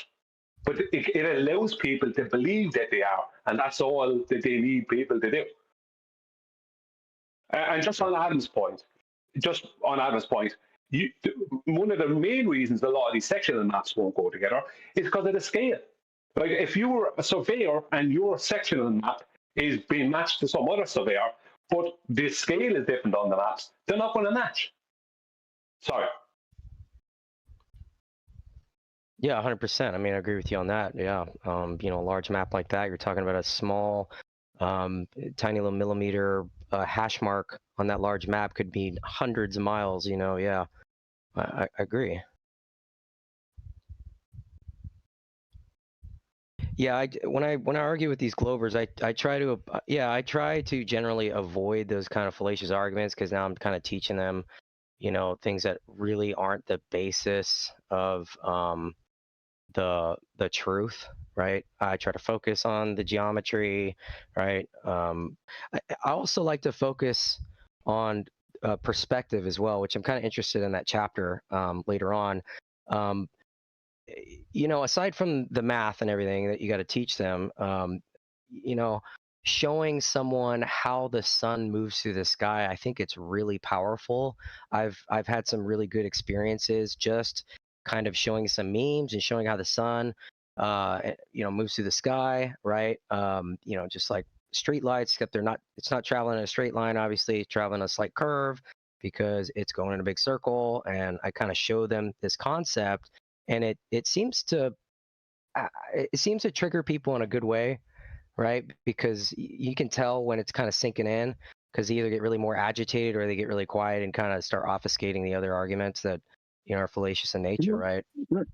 The thing to point out to a baller when you're describing the sun moving in the sky, and they happily describe the sun moving in the sky, is to bring them back to a ball earth and point out that the sun isn't moving in the sky in their world.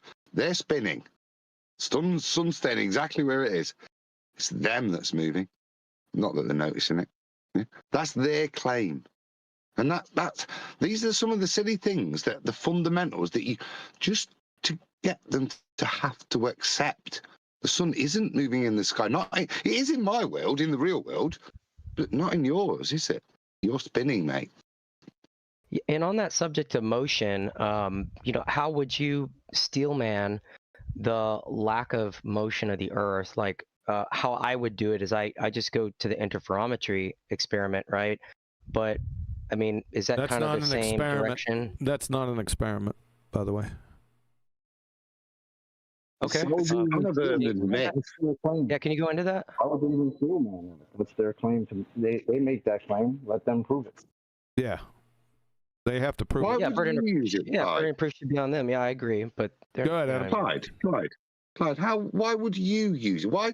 I'm interested here. You obviously know about this. You think this is a useful argument. Why would you invoke it? Just elucidate as to what you think this argument is going to be useful for. I assume you're alluding to the Michelson-Morley experiment, Yeah. And okay, so I'll tell you why I use it is because generally speaking, the arguments that we hear from them, if they even come up with an argument for the motion of the Earth at all, is generally like pendulums. And then obviously you say, oh, you know, have you driven by a wrecking ball? Is it moving? Okay, no. All right, you got to process the pendulums in the museums, motors, magnets, all that shit, right? You can go into that, but sometimes they won't have an answer. So I introduce something and go, what if there was an experiment, right, that, you know, proved indefinitely that the Earth was not in motion, right? Would you be open to that, right? Or this is where I'd add caution, because I'm gonna, and QE's gonna see his arse here, but I'm gonna let the experiment lie, and I'm gonna give it you that it is in some way valid for a purpose. If we did, and we accepted the results from that setup as an experiment, okay, but we accepted it that the results demonstrated that the Earth wasn't rotating 1,000 miles at the equator at 360 degrees in 24 hours. What we couldn't accept if we reified that nonsense is that the Earth is stationary. Because if we'd have done that, we'd have accepted that there is a slight level of rotation of the Earth based on the results of those readings. Do you understand? It's not a flat Earth proof. It's not even a stationary proof, because the Michelson-Morley setup shows what Whitsitt likes to invoke as ether drift. Yeah, basically the error in the equipment has now been invoked to invoke an imaginary medium that is not only now there, but rotates at the rate of error within the non-experimental setup. Yeah, I think the main point is that it is not an experiment, though. No, it's not the main point here. No, it's not. It's very easy. It's very easy. No, it's very easy to jump on that and not explain to the intelligent fly earther why, even if it was an experiment, which it's impossible to place in there by the definitions, which is the red herring they want you to do now. They want you to tell them why it's not an experiment. No. Give them the bleeding experiment and let the Earth rotate at the rate of the Michelson-Morley. Why the hell, flat earthers, are you adopting even a rate of rotation, even if it's not 360 degrees in 24 hours? You've now just adopted a rate of rotation as your rebuttal to a non-rotating flat Earth. The opinions expressed on this show are not necessarily the thoughts of the owner. No, I don't own the show. I only have my own thoughts, and I'm happy to go past the very simple rebuttal, which is correct and true, right? But just allow yourself to go past it and ask yourself, flat earther, why are you invoking rotation? You just have. You've just said there's no rotation, and then you give data incorrectly provided to substantiate your point, but you give data of rotation. You absolute clowns. Maybe I have a misunderstanding of it. Let me respond real quick. I'm sorry if my little light box keeps lighting up. It's just I got a fan above me, so it thinks I'm speaking in my mic when I'm not. I don't know if you can hear the fan, but I hope that's not bothering you. Dude, it's fine. Just for a second, excuse the vociferousness of this argument. You can see I totally get it, whether bro. or not on how you deal with this argument is different amongst us guys. How you would deal with it, like you don't owe me an apology. It's all good. No, I get you, but so go ahead anyway. Yeah, so my understanding of the Michelson-Morley experiment, right, with the interferometry is that it did. It's not an experiment. It's not an experiment. An observation. Thank you. Say, it's observation. It's not even observing a phenomena. Sure. Pause. This is important. What is it? What? This variance in the stuff is a demonstration of what? It's not. It's an equipment setup that doesn't yield any results you can explain. That's the reality I would describe it as, and I'm happy with that. I'm not ever trying to say you don't get the interference, because we do. But nobody's able to explain it, and it's not commensurate in any way to interpret that data with regards to the Earth rotating, whether that be at 360 degrees in 24 hours or even the tiny bit with the data variance we get.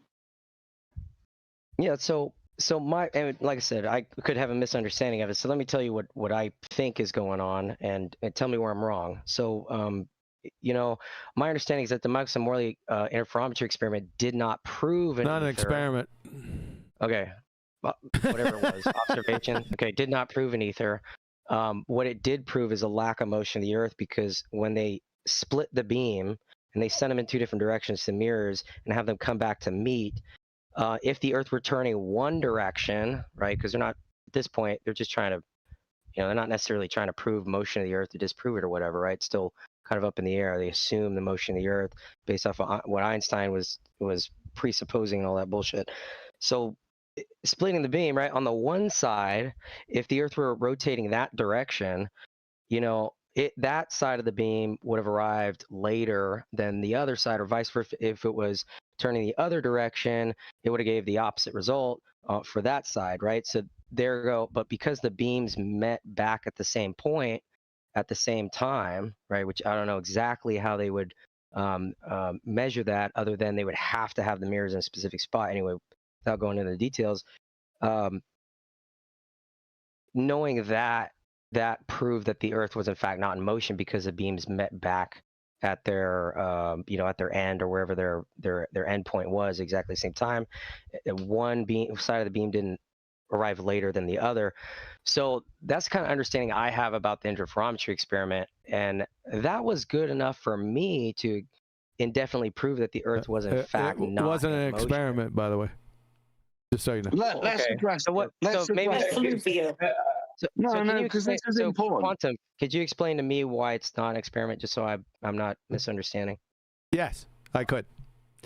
Okay. What is the first step of the scientific method? Observation, right? No, incorrect. Sorry? Incorrect. It's observe a natural phenomena. What was the dependent variable in the Michelson-Morley non-experiment? I'm not sure. There isn't any. Really? It doesn't have a dependent variable, hence no independent variable, hence no hypothesis, therefore not an experiment. Carry on. Just pause for a second, because that's a really important thing with this setup. So all it is, it's a setup. Once you've set it up, right, when you think about doing an experiment, you get your Bunsen burner out and you're going to do this and you light your Bunsen, yeah? And then you do stuff, don't you? No. They don't vary or do anything. They just let it run. Maybe times the variant, I don't know, mate, yeah? But nothing happens other than a fringe occur. So all that's noticed within the equipment, right? But we don't vary anything to then try and notice it. We don't try to invoke this effect within the experiment. We just set the equipment up, leave it, and see if hope changes. That's all that happens. And like I say, that is very difficult if you're using the term of science to actually invoke any science, have it? What have you manipulated within the experiment to vary it to see if it's the, if it was, if it's the cause, yeah? What is the cause? Yeah. Now, within the experiment, you would expect to manipulate something to increase or decrease this divergence. Now, if you're on a ball, you'd either need to speed up the rate of rotation of the ball or slow it down. If you're on a flat, non-rotating stationary flat Earth, you probably need to spin the flat, non-rotating stationary Earth to invoke the cause you're investigating. If it was an experiment, which it's not, do you understand why QE loses his shit every time you use the E word? I didn't lose it. I just said it's not an experiment. Yeah, I didn't guess I lose understand it. that now. Hold on a second. Hold on. I didn't lose it. What do you mean lose it? I'm just saying. I'm just saying every time he says experiment or you say it, I said it's not an experiment. That's not losing anything. I ain't losing it. What do you mean? Mighty calm for QE. That's quite. I thought I was quite calm with it. And you're right to correct me. You know, if I'm wrong, please do. What was claimed to be the independent variable for that? You don't have an independent variable because you don't have a dependent variable. You need a dependent variable first. You can't move on from that. Dependent variable being the naturally observed phenomenon. That wasn't a naturally occurring phenomenon occurring. No, pause. The presupposition was that the independent variable, which they wouldn't be able to actually manipulate, but would always be happening, is the Earth rotating as a ball.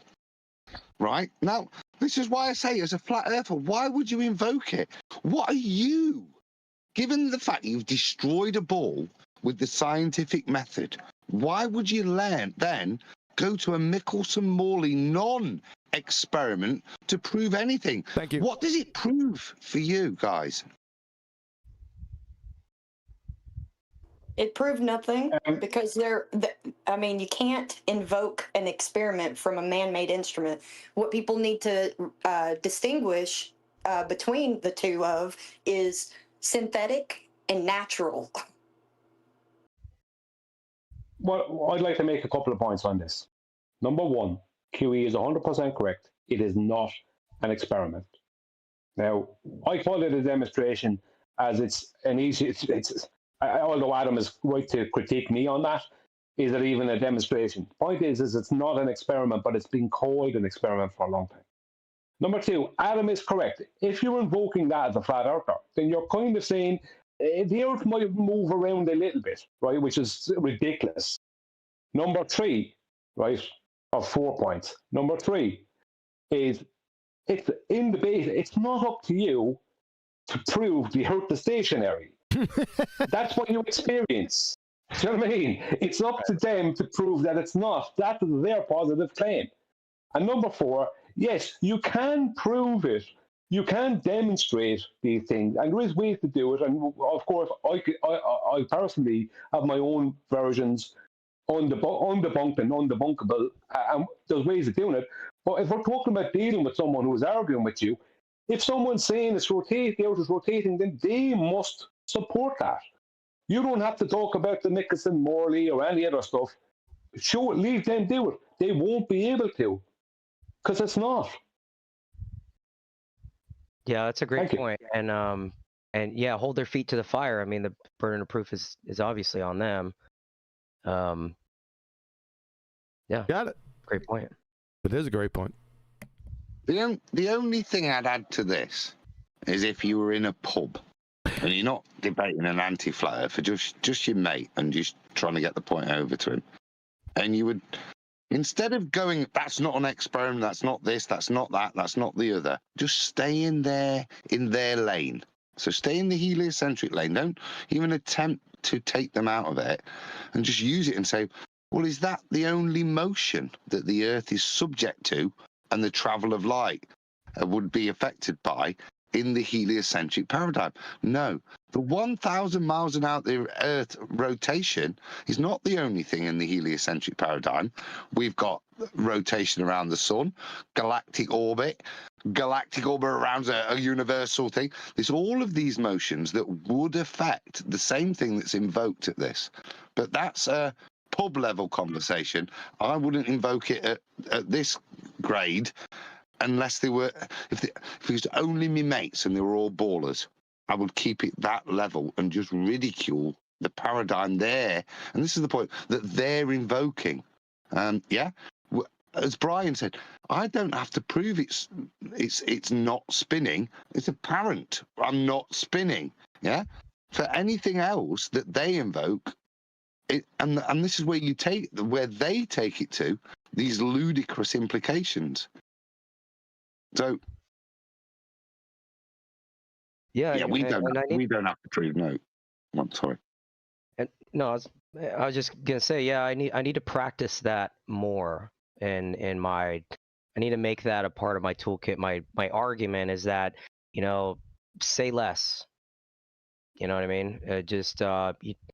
You don't need to explain all the paradox and, you know what I mean, the whole conversation. Just hold their feet to the fire and, prove it's a globe. And when you're done realizing like you have no answers for it, when you're ready, I'll give you my first answer. And you know what I mean? When we talk about there's a lack of curvature. I mean, where would you go with that after that? After you hold their feet to the fire and they're sitting there and they're just like, fuck, I got nothing. I mean, where do you go from there?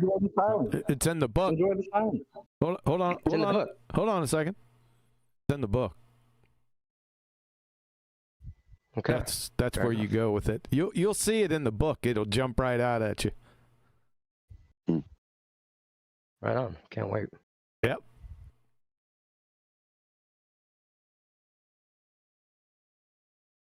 Yeah, I think it's sometimes it's all right to embrace the silence that they have when they have no response. Because again, this is their claim. Let them make the claim and then let them support it. Why give them anything? Well, right? Because the only thing they're trying to do is make you wrong based on whatever words you say. Well, it's a fallacy. So let them make themselves wrong by the words they say. It's a logical fallacy, Chocolate. It's called proving non-existence. So you're chasing a logical fallacy and trying to explain non-existence. It's a train wreck, which you can't explain anyway, right? But why?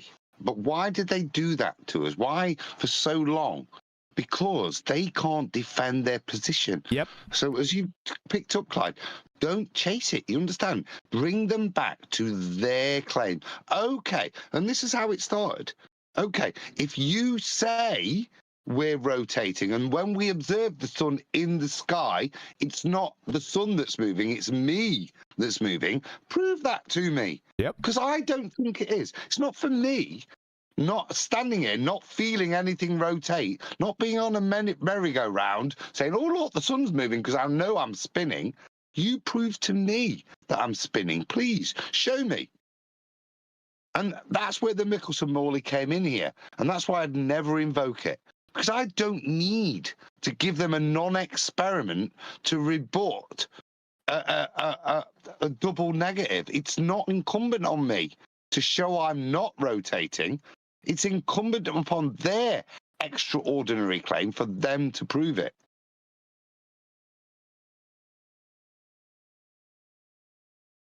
Right. Now, another question. I appreciate you guys answering my questions, and it's not going to go for too much longer. I'll tell you that much. Yeah, and I understand. I understand. If you got to go and everything, just tell me, shut up, and we can move on. And we won't tell you to shut up. We'll just say we're going to end the show. Yeah, I gotcha. Can you touch on refraction? Because I know generally Negative. how I would. No. Okay. Okay. Now, why that? Well, it's in the book. Okay. Okay. Fair enough. It's dealt with explicitly in the book, and it's a real touchy subject with pretender clown flat earthers. It's something that I've been dealing with since 2016, and I got pretender clown flat earthers now given the ballers refraction. None of these ballers know what refraction is, and neither do the pretender clown flat earthers. There's a bunch of presentations on my channel, by the way, of refraction, quite in depth. And I'll check those out. And could I give you, I mean, maybe I should do this another time, but I kind of want to give you my understanding of refraction. No, it's not an understanding of refraction. Refraction is defined in optics. It's not your understanding of it. What is it? Pause. Just for a sec, if I can. Okay. I like being on my phone because things pop up. So after what I just said, Clyde, this is what this Wesley guy has responded to me. And see if this is in any way coherent or genuine with anybody who's got internal dialogue. At the Adam Meakin from Wesley G, then by your logic, you must prove the sun isn't going under the earth because it's obvious everyone sees it set, but now place the burden on me. You see what I mean?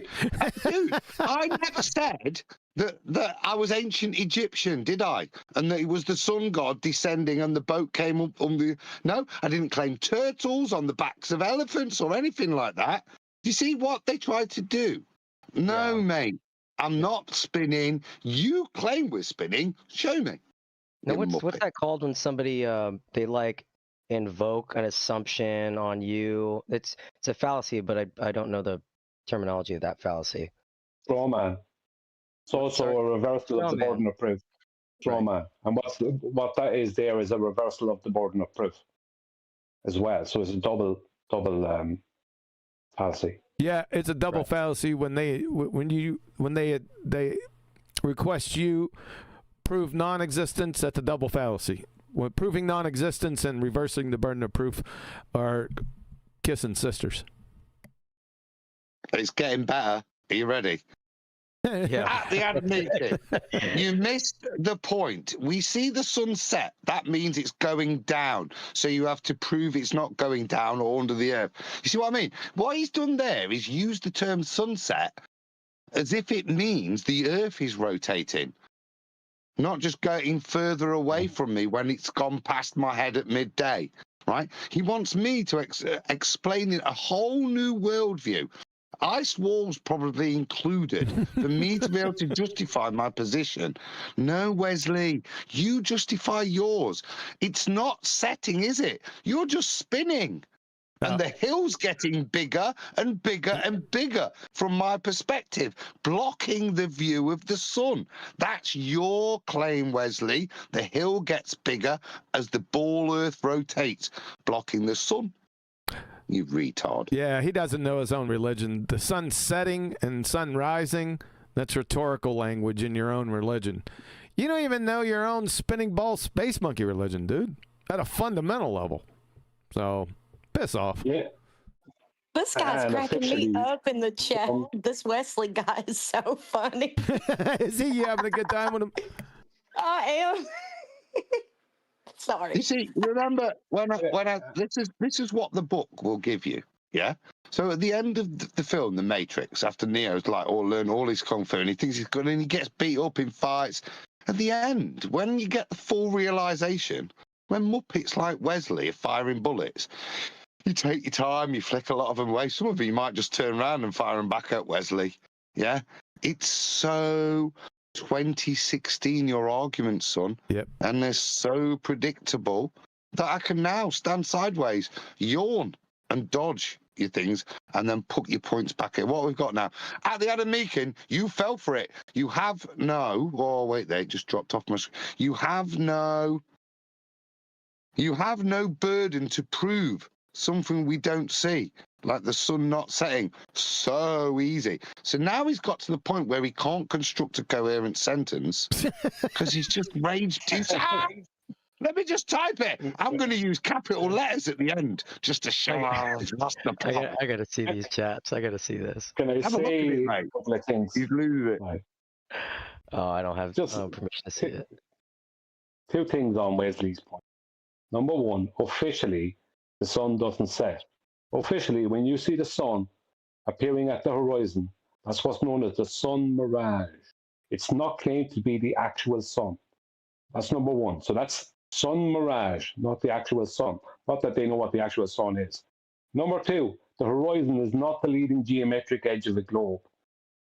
So you've got an optical mystery meeting a claimed mirage. Sorry, that's not globe proof. So, I mean, he thinks it is. He thinks it is. Let him think that. They're so cute at that age.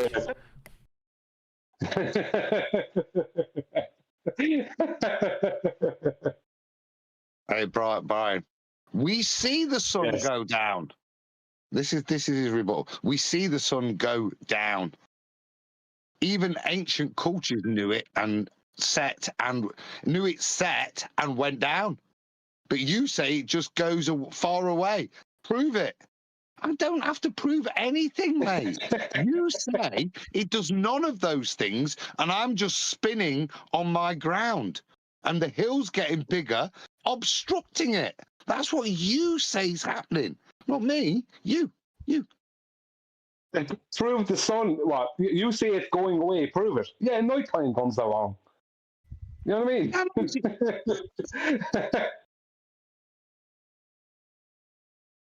The way humanity has always described it as the sun setting, rising and setting, because that's what we observe it do, right? Well, humanity's never said is, oh, I can't wait till we keep rotating and the hill gets out of the way and we're no longer obstructed from the big ball 93 million miles away. No, it sets, it rises. That's how we describe as an observation of reality. You guys tell me nothing to do with that. We're on a ball and we're spinning. It's just staying where it is. You know, when it didn't stay. Sorry, go on. Sorry, go ahead. Right. Oh, I Right. was just gonna say, guys. Oh, did you want to? Okay, sorry. Feedback. Yeah, I just want to say I appreciate you guys giving me your time, and allow me to pick your brains. I don't want to take up any more of your time, but I love this forum, this platform, and love to speak to you guys more in the future about this and about my, my strategies, my tactics, and speaking to Glovers and all that, and maybe show you some of the things I've been kind of using as my arguments, and maybe you can help me fine tune them. I know I'm new to you guys. I'm not claiming to be some flat earther, everybody knows me or whatever. Right. I've been around a little bit. I know a few things, right? I'm not going to claim to be an expert by any case, but I'm always willing to learn. And like I said, really excited about the book and speaking to you guys again in the future. Oh, well, looking forward to talking to you next week. Yeah. It's been a pleasure, mate. Been a pleasure. Yeah, been a pleasure. Yeah, We'll see you next time. Appreciate you. Appreciate y'all. Yep. Thank you. All right, final thoughts on the book. Yes. I guess. Are we going to read the back of it? Is Adam going to read the back of it? I can't read the back of it. I'm nipping to the loo. Give me 2 seconds. Okay. But yeah, pull it up. And that's probably the best place to round the show out. Maybe Flatsy could read it. She's got her dulcet tones. Probably more in keeping than mine and yours. Go ahead, pull it up, Flatsy. Go ahead. Okay. I got it right here. Okay. What if the Earth is not the spinning globe we've been told it is? In this book, Betty Van Velsen, one of the pioneers of the early flat Earth community, guides you through the substantial body of evidence she uncovered on her personal journey. With co-authors John Stunia, Quantum Eraser, Adam Meakin, Brian Lonergan, and Kim Hopkins, she presents decades of careful research in a clear, calm, and direct conversation. No hype, no pressure, just truth.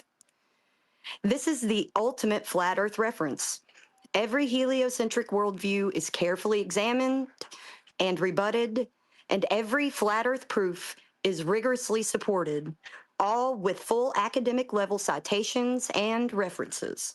From Eratosthenes to Einstein, the book applies the true scientific method, invokes natural law, and encourages reasoned and logic-driven conclusions, making clear that hypotheses aren't simply useful tools in some potentially outmoded vision of science. They are the whole point.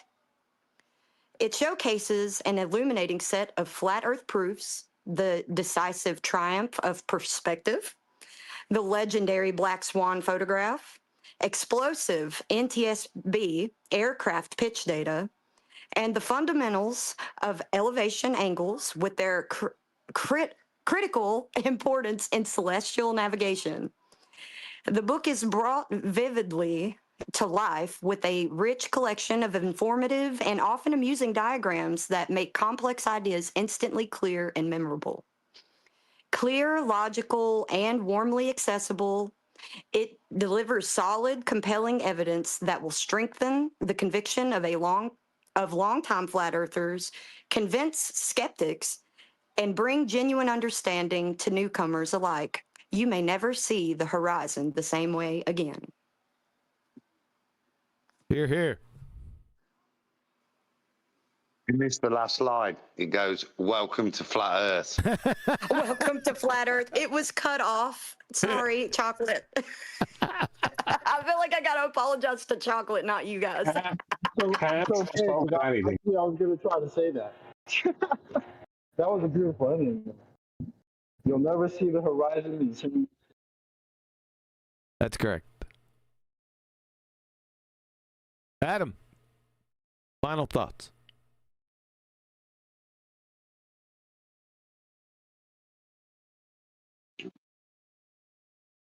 Got out there, sorry. No pressure. Sorry, it cut out. I've just moved. You shouldn't. I heard Chocolate say he liked the horizon line. Oh boy. Adam. Yeah, I did. No, go ahead, Chocolate. Do I have a what? I'm sorry. Yeah, the horizon what? Thanks, Chocolate. Adam, final thoughts.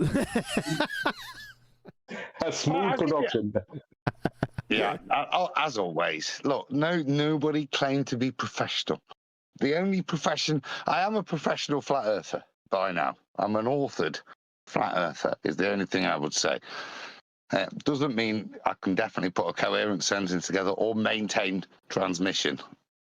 I want to thank Clyde, if to be honest, for the book, and also that. Well, no, just for coming in and actually elucidating why the book should be so useful to people. I'd also like to thank the other guy that just trolled, the old school troll. It was a good trip down memory lane and also a useful exemplar of why the book should be so useful to existing flat earthers. It will stop you getting taken down these distraction holes. Yeah, it will help you keep the argument on track. Yeah, it will help you destroy an idiot that pops up with the word hypothesis and wants to argue that it's not a prediction. Funny how that was on the back of the book. Quite pertinent, unplanned. Serendipity, some might call it.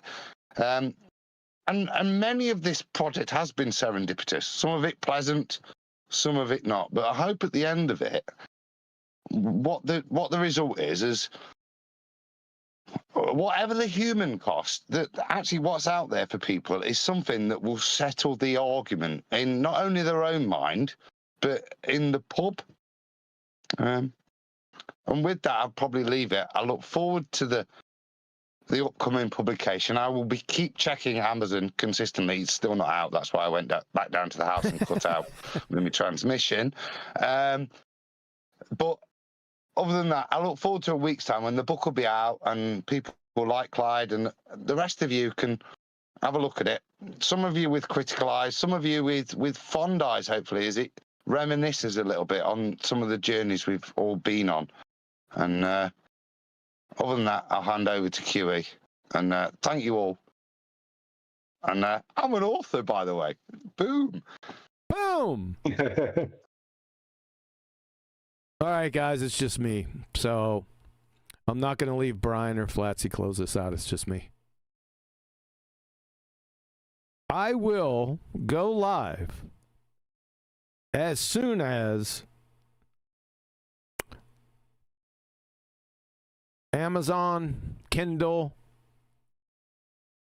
stop reviewing and approve, which should be within the next 48 hours at the very worst. As soon as that happens, as soon as I get the links to the book, that is the ebook and the paperback, Adam will get on that hardcover here shortly, I'm sure.